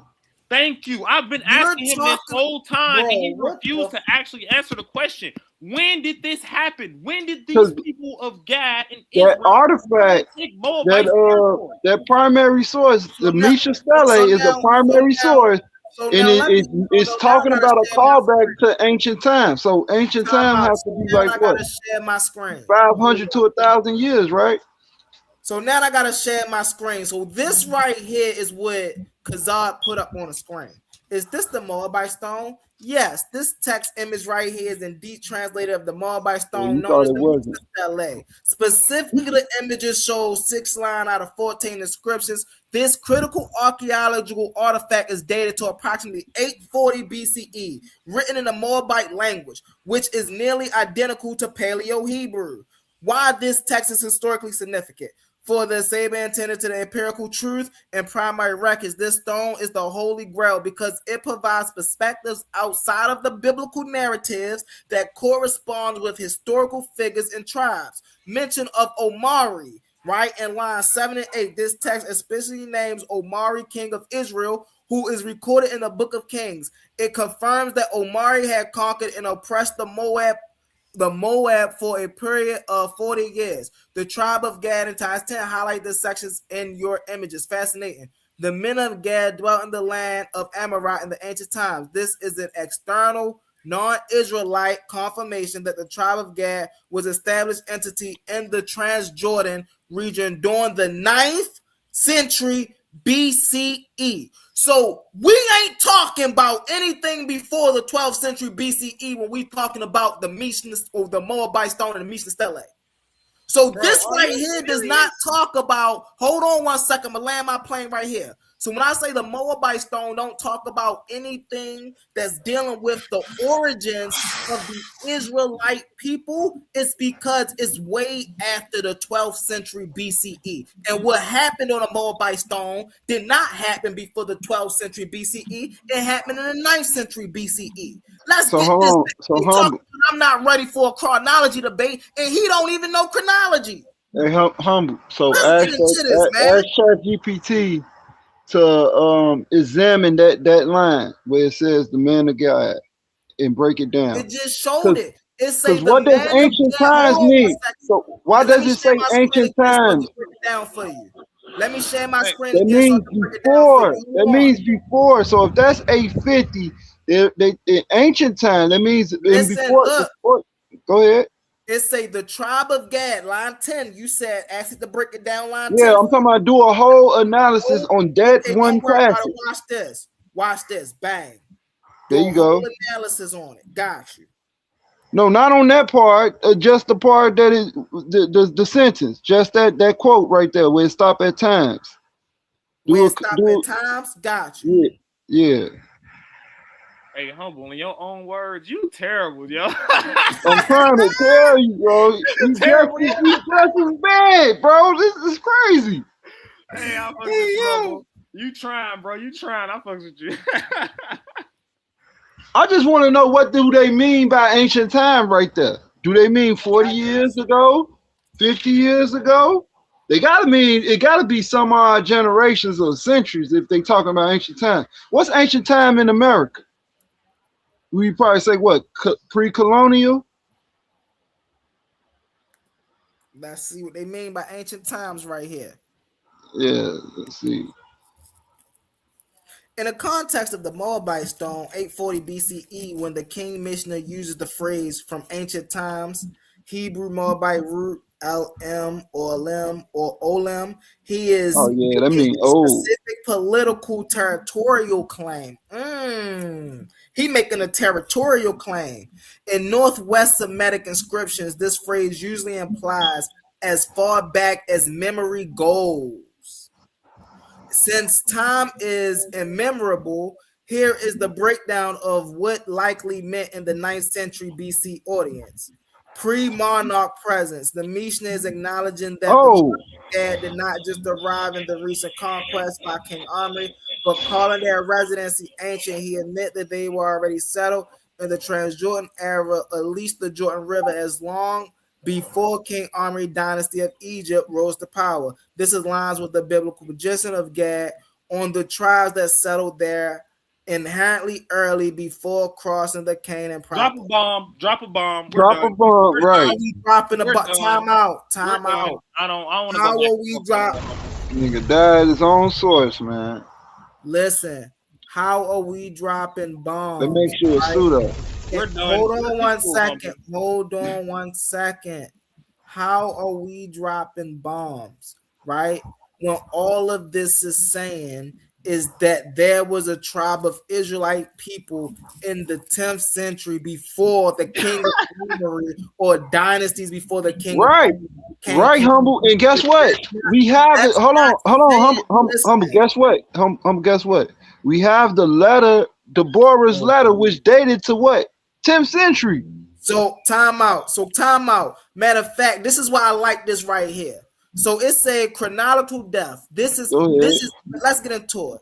To describe it in 40 BCE, Humble. ancient likely referred to the Iron Age, 1200 to 1000 BCE, or even the late Bronze Age, right? So now, and can I get my bomb dropped? No, Let bro. me get Wait, my hold on, bomb humble. dropped. Ain't that what this whole argument was hold about? on. No. Let me get it in real You fast. said prove Israel in the late Bronze Age. You just All that read it. talking.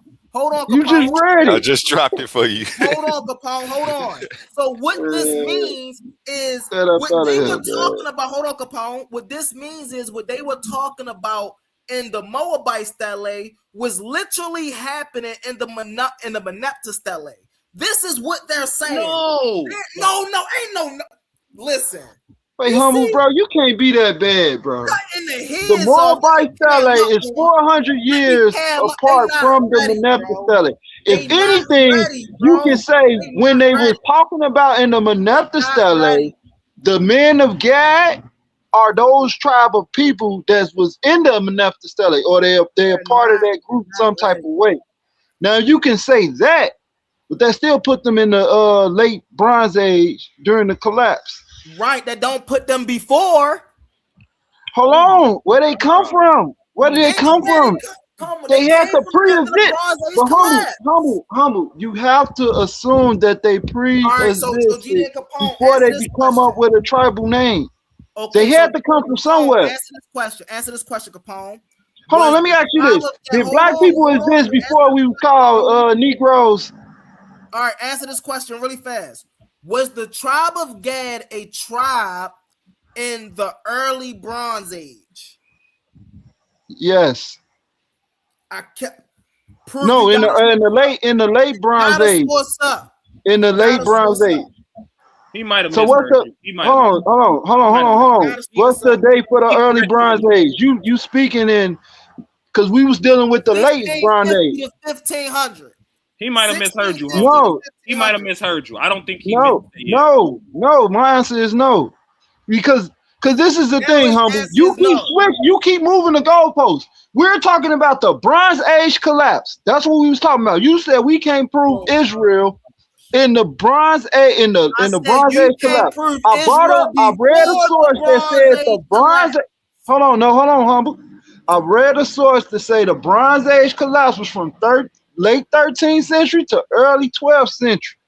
So that's the period that we're dealing in. You keep Bro, going around. So that's why because you're trying to listen, Kassad brought up the Meneptah stele and the Misha bro. stele, because these two Bro, coincide with those two periods, late Bronze bro. Age, early Iron Age.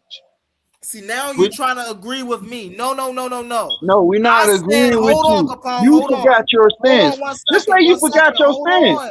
Hold Hold on, bro. on I one ain't even second, have a chance to Capone. talk. Let me get it in, I had to Capone. Let just me get jump it. in. I ain't even have a So, chance to talk. You've been sent. So one so thing, my stance. hold on, humble. Let Go me ahead, say this go real ahead, quick. I ain't get go a ahead. chance to talk. So one thing your chat GPT is looking for, you got it is you got it on a mission, an impossible mission, because you're telling it to look up a English word in the Bronze Age, which you're not going to find an English Fine, word.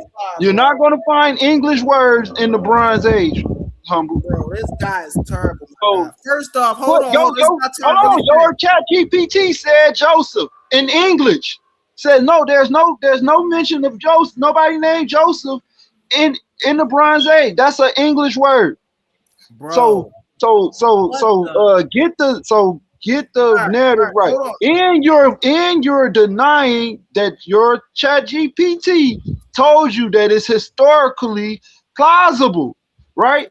For What in the someone to world? enter Bro, Egypt, these guys are become terrible. powerful. Hold These guys' on. flim flam Hold is crazy. Hold on, bro. Hold on. Because you said that is no evidence, but your chat GPT just told you that it's historically plausible, right? So if it's No, that's historically not what that plausible, say, and bro. Why do y'all be trying to take sources out of context? So y'all bro, got you for y'all lie to stand up. I get it. listen, That's man, not I what was that waiting was for a saying, while Capone. just to speak, bro, and you can't even hold your tongue. This is crazy. Now, to get back to the Misha Stele, right? What Kassab brought up, it mentioned the man of Gad was in the land of Canaan in ancient time, or like they say, in the Transjordan region. Then you go back 400 years, which could be considered ancient. That could be considered ancient enough. You have a Meneptah Stele that talks about the people of Israel. Who are the people of Israel that's mentioned in the Meneptah stele? This showing the relationship between a 400-year period of from the Moabites capturing the king Omri to what? From what? From the period of when Meneptah encountered these tribal people in the land of Canaan. I yield. Okay. Now, Capone. Number one, my statement was always you cannot show me any signs of Israel before the Bronze Age collapse. That was always my statement. That was always my stance. You cannot show me any signs of Israel before the Bronze, which means you can't show me them in the early Bronze Age, the middle Bronze Age, the late Stone Age, the early. You can't show me them from 1500 BCE on past none of that. You can't show me them from 1300 BCE onward to nowhere because they don't exist. They pop up due to a collapse of power, right? And then they end up in the highlands of Canaan. This is the first time Israel is known as a people. They're not even known as an empire or a city state. They're known as a people. And then when you bring up the Moabite stele, and then you say, okay, well, yeah, now the reference back to the 1200, trying to agree with me again, that fits right back into my narrative. But you can't give me anything before then.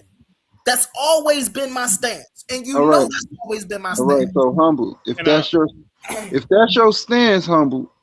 So let's go back to the Renata study. That's 1200, Okay. right? So Yes. those people had to come from somewhere.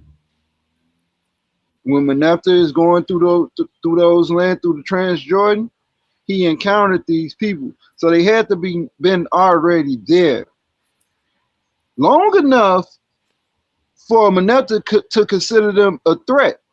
That's why he captured them. No. This is Whoa. this is all this is all in the realm of logic. Whoa. You can't say that, oh, these people Whoa. just popped up and they just here. How did they Nobody get said here? that. Better yet, what caused the Bronze Age collapse? You keep talking about a collapse of power. What caused that collapse of power? A lot of things cause that collapse of power. Oh, I wonder. Climate change, the failure of social status, a lot of things affected the Bronze Age collapse. You know what was the But main cause of it? The here's main the most cause of it was that hold Egyptian on, lost over 500,000 slaves, workers. hold on, That was the and that's major not the cause of the only Bronze thing. Age. That was the major cause of the Bronze No, Age it's collapse. not. The Exodus. Yes. But what about Palestine? What about Palestine? Right, the Palestinians, the invasion of the Palestinians in Canaan. Yes. That's all in that same. That's all Exactly. So within you 40 just years. can't say That's that's one all the in that main 40 thing. years. It's a That's bunch of them. But but, hold on, but Capone. Hold hold on, on. hold on. One Let me second. say One it though. second. Let me say it though. Go Listen. ahead. That's all in that Exodus period.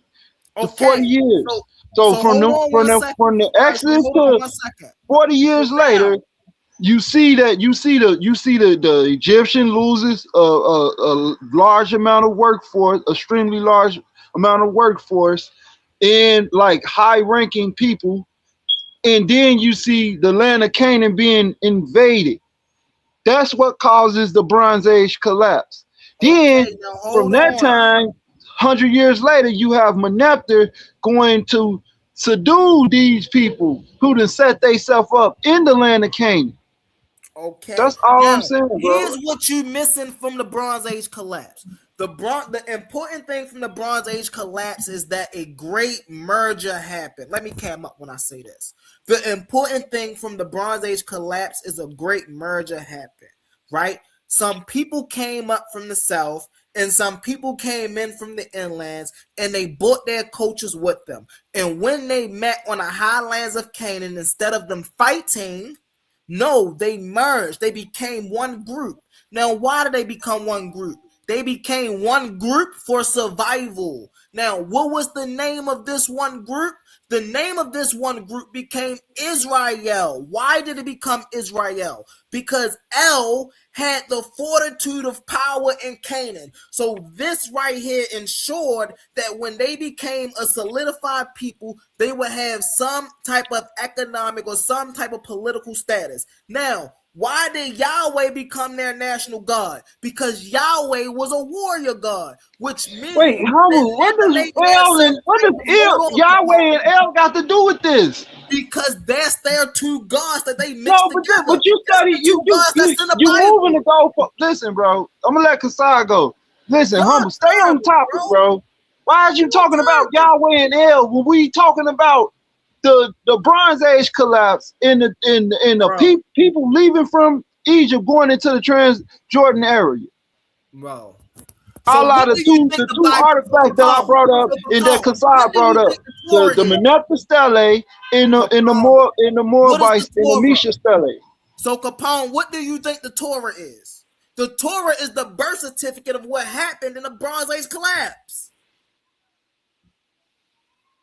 So this is why, again, as I said earlier, this is why you find doublets in the Torah. This is why in Genesis 1, you see Elohim making everything. And in Genesis 2, you see Yah remaking everything in a different order. But instead of throwing away one culture and keeping the other culture, or throwing away that culture and keeping that culture, they put both of them in this one text. It's called text preservation. It's called cultural preservation. Bro, you talking about some fringe scholars conspiracy and what do they call it? The Anna collapses, bro. Don't nobody care about the doublets. We talking about the anthropology, Now don't right? nobody care about Remember, the remember, public. remember, we was talking about anthropology, and you wasn't talking That's about the before part the of the Bronze Age. You anthropology. changed your position because you had the Israelites from 8th century to the 5th century, and because if you was talking Hey, about before the Capone, you better hold on, humble. Let me say it. Because if you was talking about before the Bronze Age, Kasai would never brought up the Misha Stele. Hey, yo, that's a nice try, Capone. I mean, That's before a nice, but yeah, you know, he would if, never if brought up the Kazan, Misha no, hold Stele. on, Capone. That's a He nice would have try, brought but up you he would and have brought up Kazan know something like the that Soleb I stand inscription. firm on the Bronze Age collapse being the reason we have these people called Israel. And we don't see these people called by the name of Israel anywhere before then. You know that's my stance. That's always been my stance. No, that wasn't your stance. Hey, yo, that is terrible, bro. Can I That's say crazy. something? Go ahead, Kasai. I pass. Yeah. It's just. I don't really want to. I ain't really got to argue with him no more. It's clear he just don't understand biblical history and what's going on. So he tried to say that he tried to confine Israel to 1208 BCE. So let's just actually do some calculations. Why don't we? If Omri and them lives 850 BCE, or shortly after Omri's death, it's 850 BCE. Okay, let's work back. We got to work back to Solomon's son. They give, all scholars mostly agree on the date for the first sacking of the temple in the year 5 of Solomon's son is 925 BCE. Right? So that means the split of Israel happens around 930, 929 BCE. Right? Now, you can use modern chronology. That would still be Iron Age. I wouldn't use modern chronology. Right? I will put Solomon in the Bronze Age. But let's just stick with modern chronology for now. Let's just stick with modern chronology for now. Now let's backdate to Solomon time. The death of Solomon will be 930 BCE, right?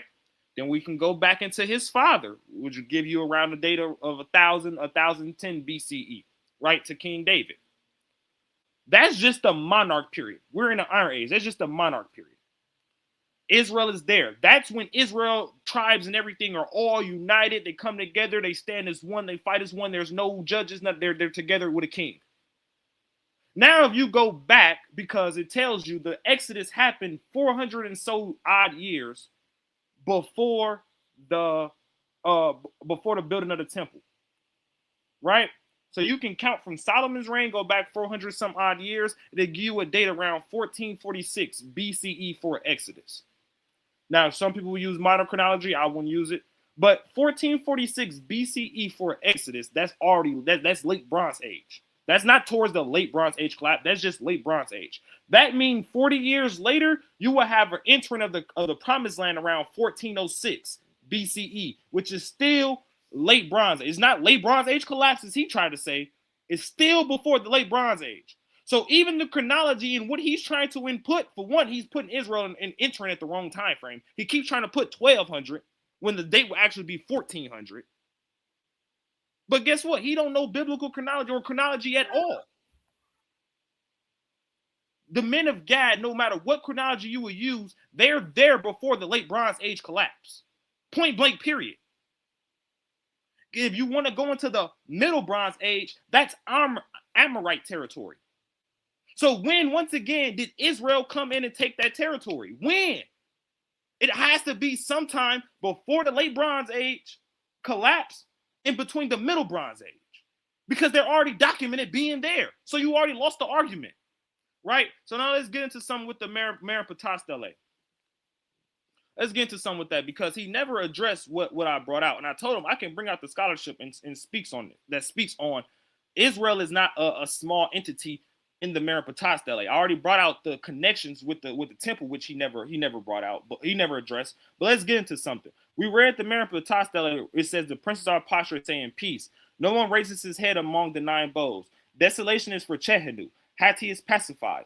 Plunder is Pa Canaan with every evil. carried off his Ashkelon, seized upon his Gezer. Yanoam is made non-existent. Israel is laid waste. His seed is no more. Cairo has become a widow because of Egypt. What actually the scholars have done and actually got into this. Let's read this. It says this. After the two introductory sentences, we get two major political entities, the Libyans and the Hittites, Chehenu and Hatti. These are significant players in the political world of the 19th dynasty. We then find four cities, Pa Canaan, which is Gaza, Eshkelon, Gezer, and Yanoam. They are followed by two more major political entities, Israel and Syria, which is Cairo, before we finish off with the two closing sentences. So Israel, in this context, is no insignificant tribal confederation struggling for existence in the hill country of Canaan. Here, Israel is designated as a major power alongside Syria, Libya, the empire of the Hittites. This is not the picture we recognize for the time of the Exodus or the conquest or Judges. He keep trying to make it seem like the Israel, like Mesopotamia are fighting a tribe, a group, a little small group of people. When they're depicting them having chariots. Chariots are only used during the monarch period in Israel warfare. He don't know history and he don't know what he's talking about. That's why I can leave the conversation alone because Gideon Capone already showed that he don't know what he's talking about. We already proved it like 7 times. Listen, man. We all know that Israel is all. Listen, all we got to do is all go and do our own due diligence, and we'll all come to the same conclusion that Israel became a people through a great merger. I mean, the what we have known now is the Bible. If you want to say the Torah is literally the birth certificate of this great merger, bro. Like when you read it, and this again, this is why they have to keep up these lies, because now it's like, okay, when we start to see this is why now you want to jump to the doublets and why? Yes, because all of this is the result of what happened and what we're talking about. And now that they understand, you saying all of this happened around 1200, when we go 1300, BCE is still a little bit before the collapse. And listen, the fact still remain that these people they didn't start off as a unified people. They didn't start off as people who one group crossed the whole river with all this ancient stuff. That's not how they started off. They didn't start off with an authentic way of life. No. They started off as two nomadic groups coming together, merging for survival, right? And even the traditions in which they held, they brought with them from someplace else. And we see that in the Bible. And this is what these Hebrew Israelites be trying to run from all day long. They be trying to run from the fact that Israel's culture is not their own. They try to run from Israel's God, come from many different gods. These are the things that they try to run from. And they only try to run from these things is because they try to prove these things to be true in actual fact, and they are not. And they need to stop with all of these because it's too easy to prove that these things are not real. Too easy, man. I salute them. Let me cam up. I salute them for the fight, though, man. My brother Kazad, my brother Capone, shit, even my brother Pitbull, man. I salute all y'all for the fight. Y'all, I love that y'all really out here challenging, whether we agree or disagree on the information. Y'all challenging. I know brothers like me to at least move forward and actually push and do this research and actually see it and stand and say, okay, well, what does others say about this, and how could this have structured, and what does the minimalist say about this, and okay, here's a new person over here with their own theory, and what does their theory say? You see what I'm saying? So this most definitely keep us tuned in, tapped in, and I respect brothers like Kazad, I respect brothers like Capone, because they got enough grit to actually do their due diligence on their own. They didn't. Kazad, did you join a camp? No. Right. They don't join no camps. You know what I'm saying? They do their own research. Listen, that's why I gotta give nothing but the most respect to these brothers. Gotta give nothing but the most respect. Salute, bro. Salute. Appreciate that. But yeah, I'm gonna go ahead. I'm gonna jump down, man. I ain't gonna lie. I just worked 25 hours, bro. My body been shutting Damn. down all day. I ain't gonna lie, bro. I feel you, man. I appreciate you. You know we appreciate you, brother. You know we appreciate you. We actually about to take some words from our sponsors and then close out. And then once we close out, we gonna end it off that way. I'm gonna give a probably little, word of closing and whatnot. But let's get into a little these words of our sponsors. Damn, I'm looking.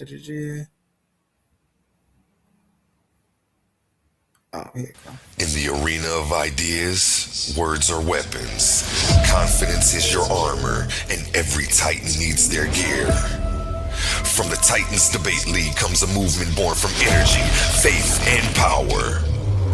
Custom debater tees, spiritual wear, and PVO gear guaranteed to uplift your spirit and elevate your mindset. This isn't just fashion, it's identity, it's purpose, it's power. Join the movement, step into the arena. Shop now at ColiseumOfArguments.com and wear what Titans believe in.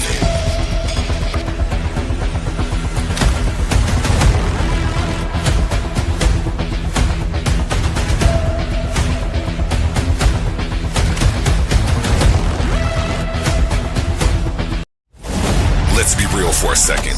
Some of you claim you're the best debaters in the game, but every week you're still arguing for free.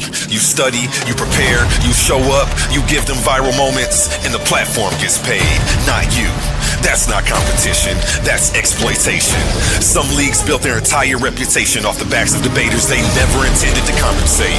Clips, views, donations, super chats, and the people creating the content still walking away with nothing. Over here, we don't play that game. We are one of the only debate leagues actually paying debaters, reinvesting back into the community. Because if your arguments generate value, you deserve value. So here's the reality check. If you're really the monster you claim to be, if your research is really as sharp as you say, if you really think you could dominate any room, then prove it. And here's where the stakes are real. Warriors don't fight exhibitions forever. They fight where the prize is. So you have a choice. Stay comfortable debating for exposure, building someone else's empire, or come step into the arena where serious debaters get respect and paid. This isn't charity. This is combat.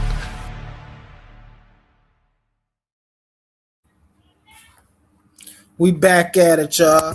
Hey, man, I want to thank everybody for showing up. I want to thank my brother Capone. Big shout out to my brother Kazad. Big shout out to my brother OTK who was up here a little earlier. Y'all already know we got the man, the twin right here, the twin A1 in the building. The brother right here. He gets all the flowers. He the one who makes all this happen, bro. Hey, listen, I'm just a LeBron James. I'm just the face of the league, man. Peace. I'm here. I'm listening. Man, that was a good conversation y'all had. Yeah. I'll let y'all get it in because I know y'all do that on a we do basis. that. Y'all don't I trigger appreciate each it. other. But listen, man, that's what I need. And listen, that's how I operate. That's what I need, man. I need brothers to get it in. And you see everything was smooth. We ain't disrespect each other. Yeah. I know when you going at it with your brothers, y'all ain't gonna cuss each other out at the end. Yeah, that's why I rock. Anybody else, I would have jumped in like, hey, what's going on?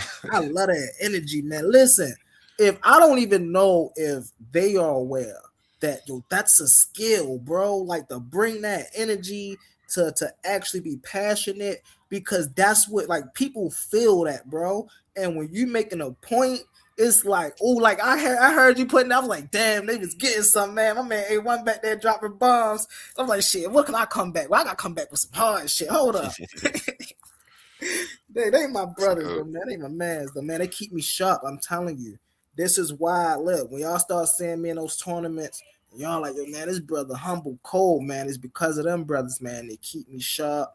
They keep me studying. You know what I'm saying? They keep me prepared for anything. And hey, I'm just blessed to be in this position, bro. For real.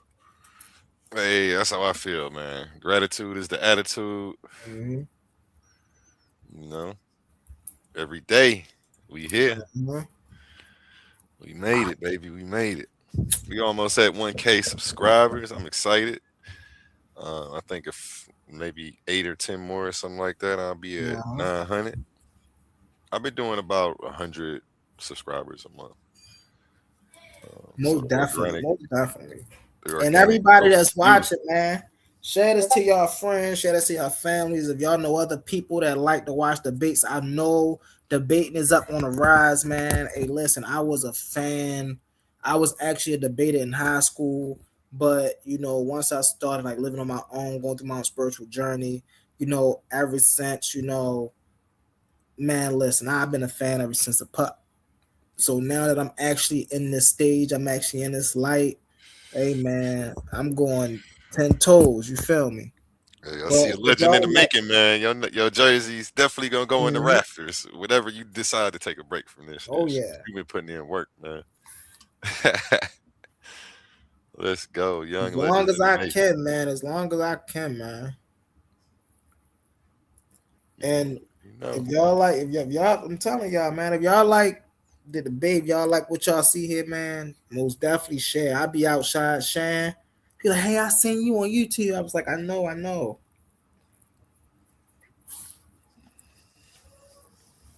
Share it to y'all Facebooks too. Share it to y'all Facebooks.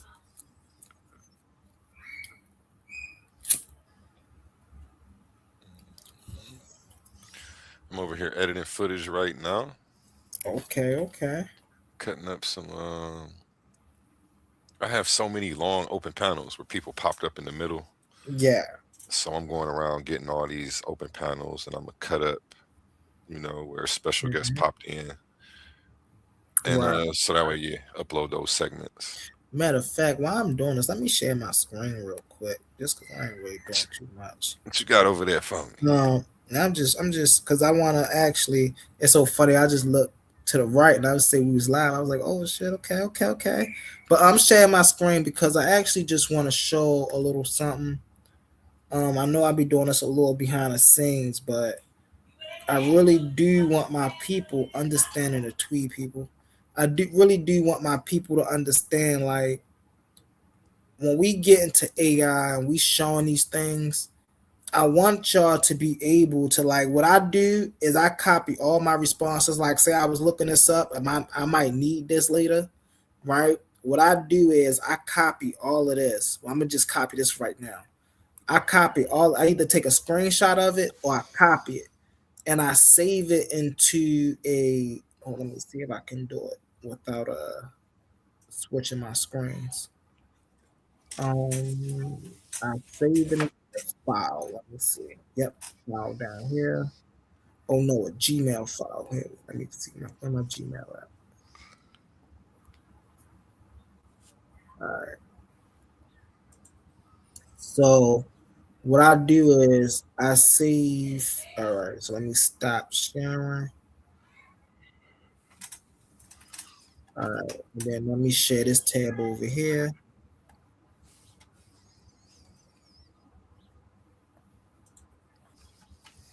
and then I save all of what I look up into. Sometimes I save them in the slides, right? So I never know when I might need them again. So Mm. this is my, man. It's a new when I tell y'all, man, I be doing this, bro. Y'all see who right there? MJ, this thing, man. So I never know when I might need them. So let me go back.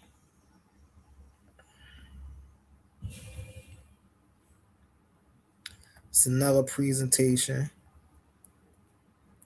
It's not showing. It's showing your Gmail. Oh, it's showing my Gmail. Okay, let me stop. Let me share this tab instead. Okay, there it go. Can you see it?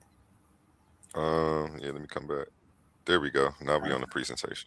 So there's another one. What's another one? What's another one? I had a couple of them. This the new sheriffs in town joint. Oh, this is what I wish would come look tough. Yes, yes. Be on the lookout for some new presentations coming to the members only section. from Humble Mystic. You know, we're gonna Oh post the first yeah. half so y'all can see what y'all missing. Go ahead and cross on over. $3.99, baby. $3.99.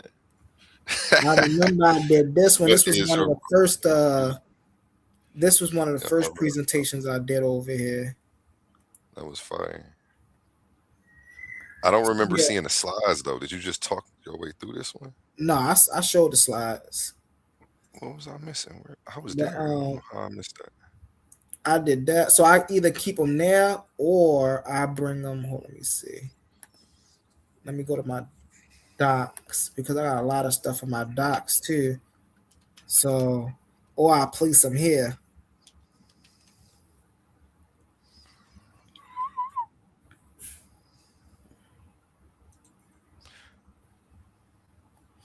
And this is also because I be wanting y'all to know that I write my own stuff, bro. I know a lot of people be like, oh, they be seeing people use YouTube and I mean, not YouTube, but y'all see people use AI a lot. I'm like, oh no, y'all get y'all stuff from AI.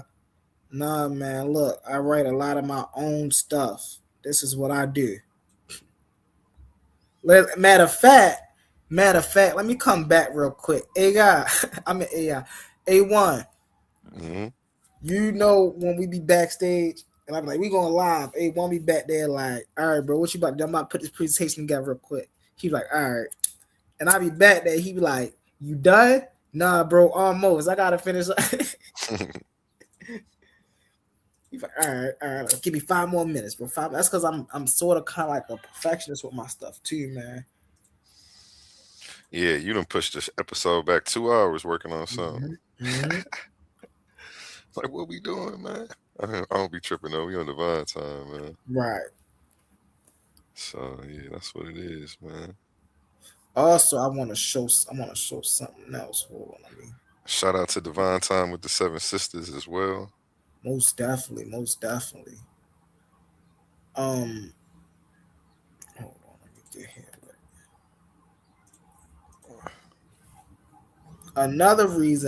Another thing is, I know y'all feel like I be banging on the Bible a lot, but it's one of my, if I don't have many, but one of my beliefs is, one of my subjective beliefs is, one should never confine himself to just one book. It's too many gems out here. It's too many lessons out here to be learned, and you can't get all them lessons in one book. It's impossible. I don't care if you had 5,000 people working on one book. They still not going to be able to put in the amount of information that's needed for every experience. So, it's always best to educate yourself as much as you can.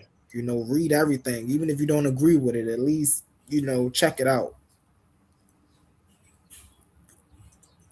Because it might give you another experience or another way of looking at any situation that you're looking at the time, whether it be life. I know for me, myself, I focus on self development, self improvement, cultural development.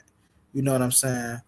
And so when I'm looking at a lot of these works, I'm looking at how do these works impact me, and how can I implement them into community service so it can impact us as a whole, in a positive manner.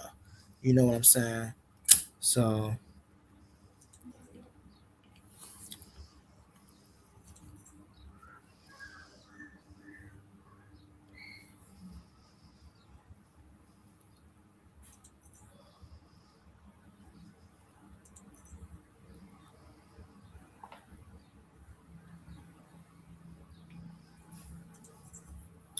what up? What up? We got 8 people in the building. 8 people in the building. What it do, y'all? Make sure y'all hitting that thumbs up. Make sure y'all sharing. Make sure y'all liking. Make sure y'all subscribing.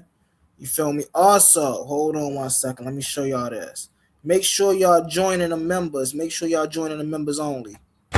Attention all debate fans. You've been watching, you've been arguing, you've been picking sides. But now it's time to level up. From this point forward, all debates on this platform are going members only. That means the hottest clashes, the wildest arguments, and your favorite personalities going head to head will only be available to subscribers. You want real scholarship, you want the smoke, you want the unfiltered action, then don't get left outside looking in. Sign up today for as low as $3.99 and get full access to every debate, every moment, every knockout argument. This is Titans Debate League, where legends are made and debates get real. Join now or miss out.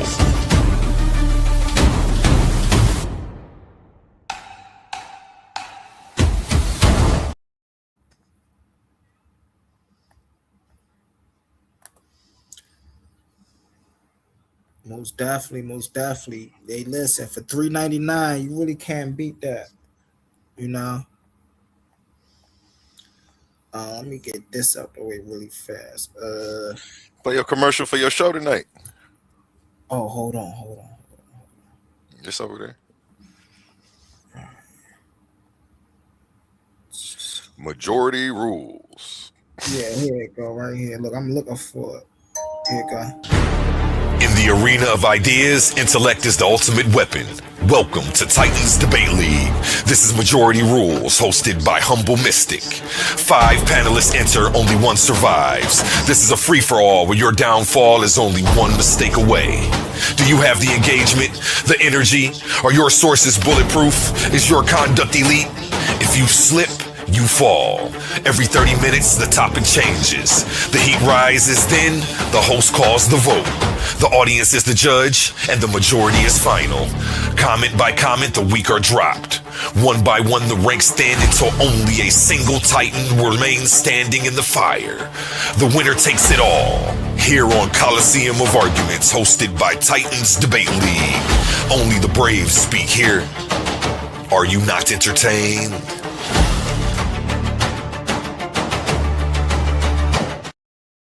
Most definitely come check it out later on tonight. I might have to push it back a little later on tonight because some unfortunate events came up. But we most definitely gonna be here. What I'm gonna do is I'm gonna share my screen really fast. I know I was talking a little bit earlier about this debate between, or just this little video between 607 and Captain Tazariot. And I'm gonna let this play a little bit, and I'm gonna stop and give a little commentary. But before I continue this, before I even play this video, I want to let y'all know a lot of what we do is based off of entertainment. It's based off of keeping y'all attention, right? And so I don't want people that come up on a platform often to feel as though they don't have the persona, or they don't have the personality, or they don't have the intellect to be able to sit up here and deliver valuable information, right? Because we all have our own unique styles. Hey, look, I'm ruddy and gutter.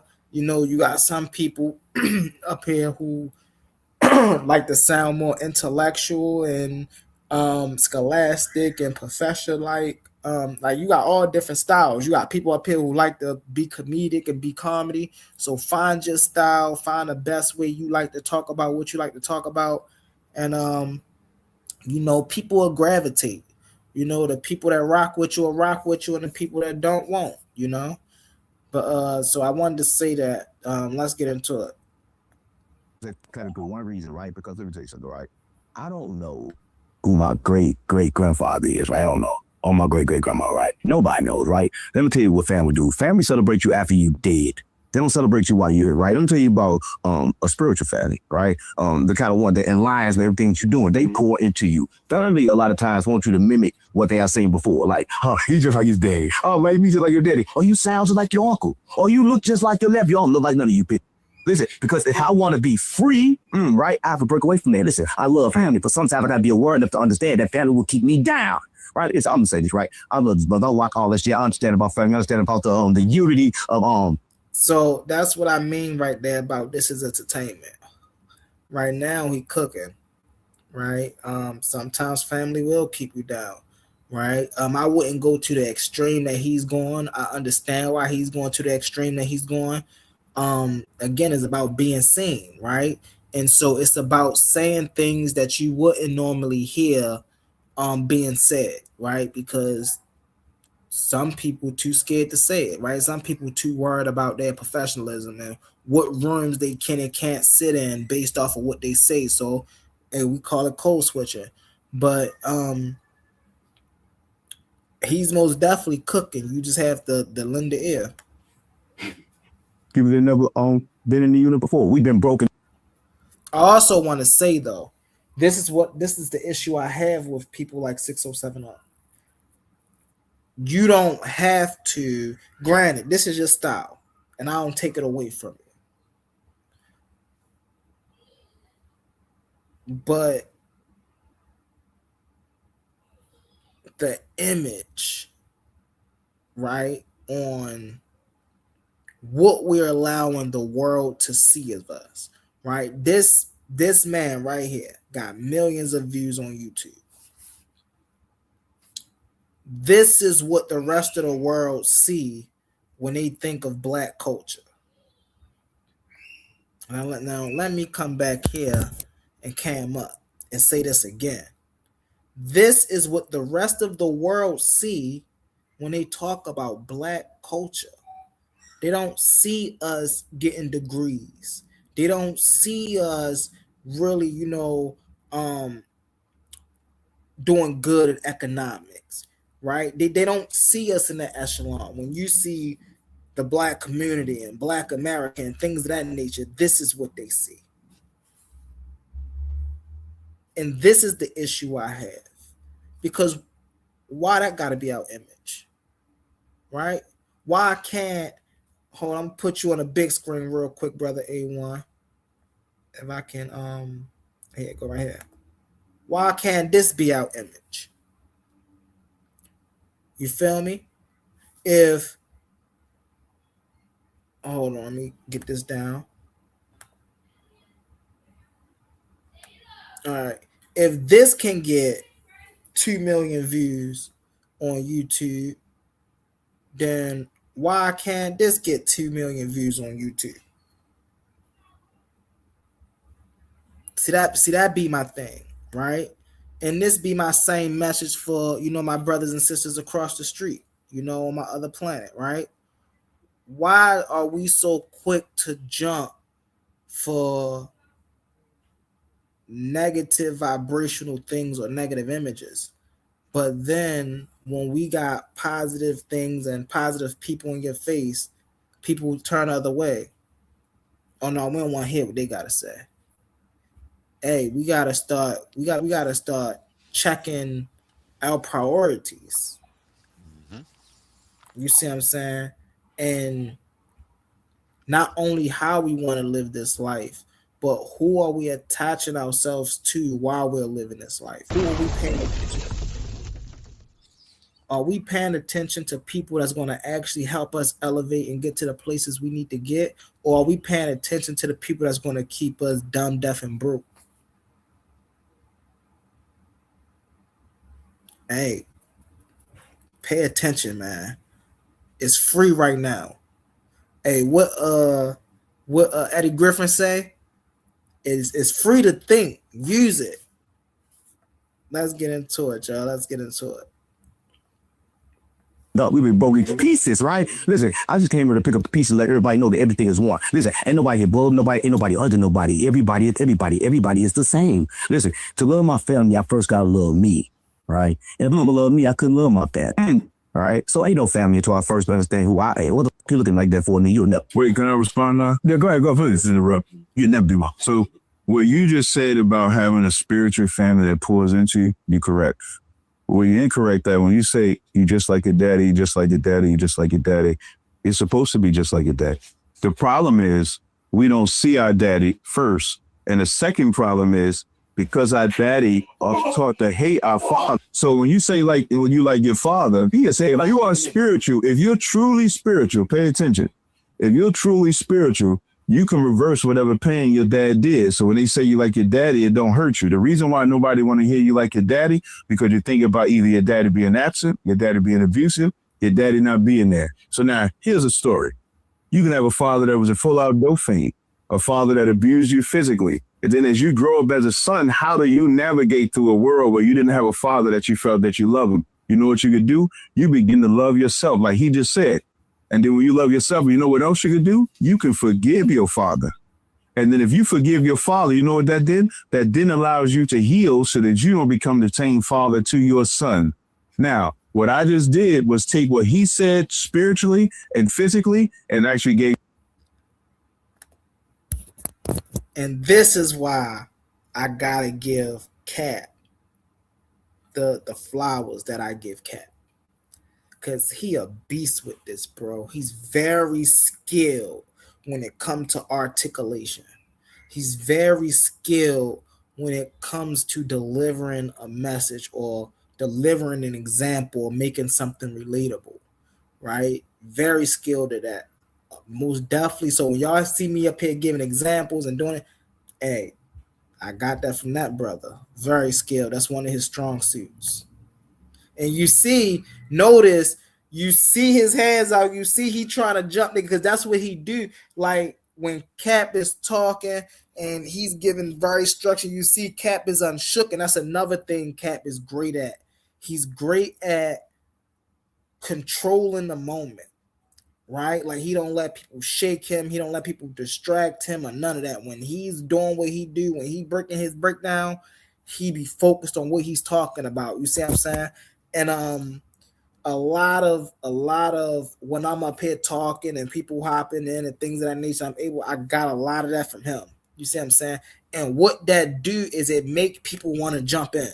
You see how he want to like, oh my God, like he said something because that's Cap is great at that. He's great at sparking a reaction from a person and then making you look like the asinine. You see what I'm saying? I got control. But so I'm going to show the people that you don't have self-control. He won a lot of battles like that. A lot of them. That's another skill, man. That's another skill. Let's get it. Be a solution to his problem. He has yet to love himself to forgive his fathers, listen, forgive his grandfather. So he don't know how. You see, look, you see how he trying to distract him so bad, and he is on point, bro. He like, yeah, like I'm gonna continue to, but you see but this is what Cat make people do, bro. Like this is the strength of him being a verbal assassin. Let's get it. Understand what I'm saying for you. Do you and your father share the same DNA? Yes, good. Because they realized when you die, and they realized that there's something that's called there was an experiment that they did. One thing they did this experiment to figure out the brain. There's one thing about the brain, they can't figure out what they don't understand, right? Like, let me speak, please. I'm about to say something very important. If people get you see. And so listen, man. Like even right here, right? So he know Cap just fucked him up on some shit. So now he like, hold up, let me have to show this nigga I'm not no intellectual dummy. So I know what I'm talking about. So Cap like, all right, bro, this is y'all show. I'm gonna sit back. You know what I'm saying? Y'all was heckling me a little bit, but when I get the heckling, you see later, it's all fun and games. But now watch, let's get into it. I'm about to show you that the world that we live in is simply an illusion, right? Let me tell you this, right? So people have near-death experiences, right? Meaning they died and they came back. So they took this blue light experiment, right? And this blue light experiment was designed to look at people's brain to determine, different things, different in IQ. So what they know is what people's brain was different. So they looked at first with some brain. They noticed that people had different dimensions in their brain, different levels of consciousness already programmed in their brain. Some people had 3, some people had 6, some people had 9. But something changed. Sometimes you just have to take the bullshit with the good show. This is what I mean. This is what I mean. Let's get into it, y'all. After they had near-death experiences, that's what happened. When they came back, even their DNA have changed. They didn't have the same DNA that they had before they died when they came back. Listen, I'm gonna say this right. And I just want to say this. We love family. We understand. We gotta understand this world is about experience. I am a conscious person, right? Having an awareness of Earth. So, listen. If you're a conscious person, why do you have to use the word awareness? That's literally what the word conscious means. Idea of family is good. You got a family, treat them good, right? Because it's an idea of family. But if your family go, if your family die, if your family happen to leave, don't hold on to that pain. It was only an idea of family, right? Because listen, I'm gonna tell you this, and I can prove what I'm talking about, because science is that prove we talk about. We live in a world, right? Where matter does not matter. Listen, they took a telescope. You know what? Where matter does not matter. They took a telescope, right? You heard the thing, mind over matter? They said it's because your mind controls matter. And listen, and they, Egyptian to me, your mind. The phrase is mind over matter, not matter over matter. Now listen to me. Okay, this is because your mind controls matter. Mind over matter. So listen to what I'm saying to you, right? So this right here, this chart, it appears to be here, right? But actually, it's not. Actually, it's atoms and it's only a chart because when I'm speaking, it's quantum physics. When I'm speaking, it's the idea of the world that we live in, and everybody knows this, right? This idea. He don't know what the hell he talking about. He just heard some shit. And he trying to regurgitate it. Yeah, the illusion. Listen, the brother is right, but if you listen to me, I can show you. And then he just say Tazariak is right. So he said all that shit just to say what? I'm not here to prove him wrong. I'm here to add to a story, right? Because let me show this, right? So this. Hey, A1, that's that OG Percy shit I was talking about earlier, bro. Hold on. That's that OG Percy shit I was talking about. Watch him. Okay, this is because your mind controls matter, mind over matter. So listen to what I'm saying to you, right? So this right here, this chart, it appears to be here, right? But actually, it's not. Actually, it's atoms and it's only a chart because when I'm speaking, it's quantum physics. When I'm speaking, it's the idea of the world that we live in, and everybody knows this, right? This idea of the illusion. Listen, the brother is right, but if you listen to me, I can show him that I'm not here to prove him. That's the OG Percy shit I'm talking about. The brother's right. I'm not here to. I'm here to add to a story. What OG Percy say? Hey, listen, I can't tell nobody else story. All I can do is validate it. If I was there, I was there. If I wasn't, I wasn't. Yo, this guy's good, bro. See when he was sitting around OG Percy and Charleston White, and he takes shit from them and like, okay, I could use this in my podcast when I'm speaking because it's gonna make people pay attention. Let's get into it. The brother is good with that. Wrong, I'm going to add to a story, right? Because let me show this, right? So this right here, right, is a chart. We all know it's a chart, but when I turn this way, guess what? It's not a chart. But you see it, so it's a chart. And they realized that they did the double light experiment. They took light, right? They looked at the light, and then they looked off of the light did something different. The light moved, but they took the telescope. They took the telescope and went all the way down on the Earth. When they looked at it, and they noticed two things. One, it got blurry, and two, it was pixelated. It only can happen in a computer. And then they found this is kind of crazy, but how can we have correcting color codes in space, right? Listen, when they found all the things, they realized a lot of things, that this world is simulated, and it's simulated by the brain. And listen, I can't be lying because the CIA just released documents saying the same thing I just said. But listen, this is what they don't understand. Those people don't understand where he's going is right, because he's opened up his consciousness. He opened up his third eye. He can do wonders, right? But the people that's been poisoned by food, listen, they're not attacking your body. They're attacking your mind. They're attacking your mind because your mind controls it. Apparently you can go from 0 to a complete site in just a single prompt with Wix Harmony. I don't know if this is going to be possible. Or vibe coding. Listen, how much time we get? How much time we get? But this is also why I tell y'all have to be careful when y'all listen to people that talk fast. This is why oftentimes when me and brother Capone get into it and he get breaking that shit down real fast, I got pause. Because you talking and then you talking, you trying to slip in some slippery slopes in there that you hoping we don't. Nah, man, no, time out. We gotta pause that, take it down. You heard Kat, hey, what time we get, man? Because he about to go rambling like this. He ain't talking about nothing. Let's get into it. We get some time, but I just want to go ahead because you dance around in a few different points right now, and I just want to make sure just to bring me back. I just told you the story. Oh, But you're adding on to his story, and it's ironic because you're trying to dispute everything what he's saying about ancestry. I'm saying everything he's saying is true, but I'm saying determine of where you at, it can change. Because do you know that we live in a simulated world, and right now, it's a lot of different versions of me right now living at the same time. We cannot have the same DNA. It's a lot of different. That's that Charleston White shit. See, now he don't that's that Charleston White attitude right there, right? It's how you know he been, bro. This is terrible. This is funny. So right now he don't want Cap to get in. You feel me? So now he about to take over. He about to show everything. You see how he exposed, he all open. He wanna be seen. Cap is sitting here like, yo, this nigga is terrible. Hey, yo, this is crazy. Versions of me. We're trying to focus on this version right now. You know how many young boys and girls, young men and young women have mother and daddy issues, and the mother and father is still alive because they have not faced that trauma that they caused, and then they have kids and impart that trauma onto them. That's a cycle of life of cursing. So how do you address that? You got to first address the root of the problem that affected them, which goes back to their family or go back to their childhood. What affected them? Teach them to love themselves. You teach them to work it out with their mother and father, not even for their mother and father's sake, but for their sake. If you're acting like your mother, if you're acting like your father, then you're no better than them, whether they are living or whether they are dead. I'm gonna say this: intelligence gets you nowhere in this world for these reasons, right?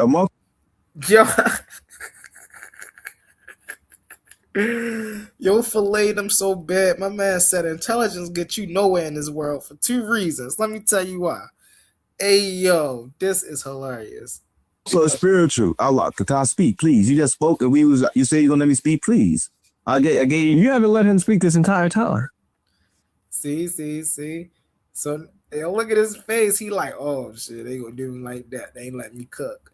But it's all about like, bro, this is the thing. When you on here, you gotta not on here, but just when we are out in the public view, like on YouTube, we have to be respectful of one another.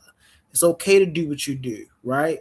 But do what you do and be able to contain yourself, right? Let's get into it. I'm sorry, please. This is a great moderator, by the way. Go ahead and finish. Yo, Cat, yeah, bro. Listen, I'm gonna say this, right? That pause was crazy. My man sat there. He made sure he had command of the run. One thing about so-called black people, we've been told a lot of stories. We've been told a lot of stories, but we haven't known the origins of these stories, right? I'm not a Jew. I'm not a Christian. I'm not a Muslim. I'm a prophet. Right? What I come with is to let everybody know that everybody's right. Let me tell you this. I told you, live in different realities all at the same time. Right? What he say is absolutely correct. I can't tell nobody watching it that he's wrong. Right? But what I can say, that everything in this reality happens in a loop over and over again, over and over again, over and over again. What God does, God watches pattern. God is pattern. God is order. So when you watch pattern, you can understand what's going on in this reality, right? So I'm saying in pattern, with things that go around, we keep going. The first place where we heard anything, any laws about anybody should do anything came from here, according to the book. But I can prove this book's a lie too, because they come from that first. First time they were seen it was in the Sumerian clay tablets. And they represented God as different things. Ra, sun, right? What I said in the beginning was true. Sky, nut, right? Earth, none, right? And all these different energies possess different things. He said one thing, I'm going to speak, he said one thing about masculine energy and feminine. So that's wrong. Right? Yes. Shu, sky.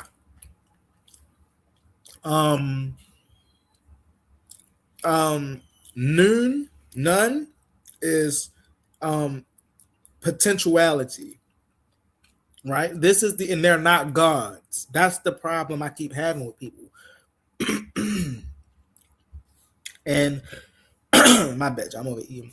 And don't forget that the fact that they keep. I want to see if Cap is gonna why he wearing a shirt.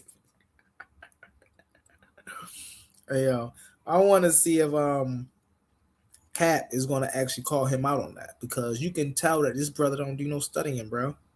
He's terrible. Energy, masculine energy and feminine energy is different things. What God did, broke himself down with different energy to understand who he was. So it's all I want to say is this, right? Masculine energy and feminine energy, you should possess, because everybody possesses it. Jesus possessed it, because you got to possess it, because it's how you unlock the levels of shit. Because you got two sides of your brain, a left one and a right one, right? And they all do different sides and different things, right? Well, I'm just gonna say this, and I'm gonna say this. I don't want to debate, man. When I first started to sit down with him, I sat down with him for a lot of different reasons. One of the reasons because I like to see a lot of people on social media at all.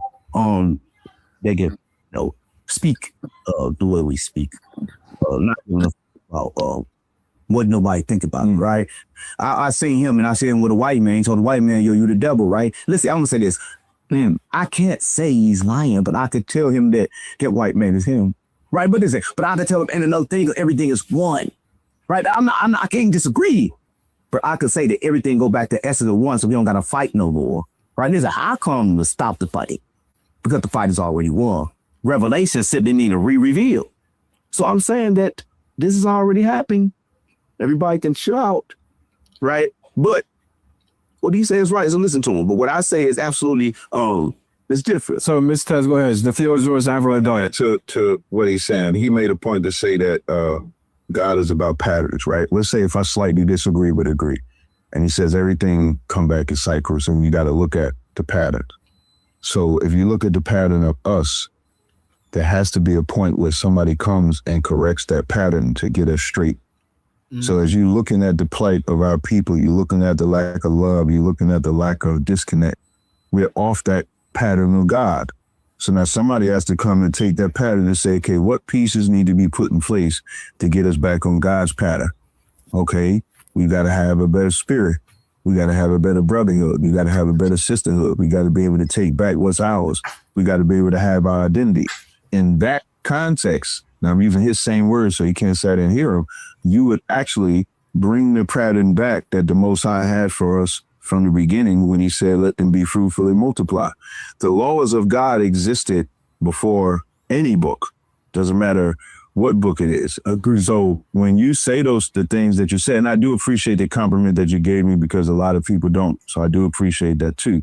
But what we cannot do is when I bring up the root of the problem, which is the family structure, because that's what we emulate. A lot of us that have gotten into gangs, a lot of us a lot of our sisters that we see in strip clubs and prostitution and stuff like that comes from not having a home. And then people outside of the pattern, which would be the gangs or the pimps or the hustlers, know that they can formulate a sense of family, and then now we'll say, well, I ain't got no family with my mama. They say they gonna love me. They say they my brothers, and then now we in gangs, and now women is on stripper poles. Now women is prostituting because some pimp said that that's their daddy. So somebody has to come and rectify that. So when I asked you in the beginning about your father, it wasn't a slight, it wasn't to get nothing personal, but it was just to bring up a point. Man, hey, for any of our debaters in the comments or any of the people that like to debate, man, please pay attention to Brother Cap and how he conduct himself in the ring. And man, take notes, take pointers. Yo, he funny. But I'm most definitely about the A1. You hear, Brody? What up? What up? What up? All right, I'm about to have to hop off whatnot. Gotta get my little day started or whatnot. But I most definitely be back a little later. You here or you want me to shut it down? No, you can shut it down. All right. To everybody here, we see you, Cosmo. Let me give you some shouts out, Brody. Hold on one second. You know I gotta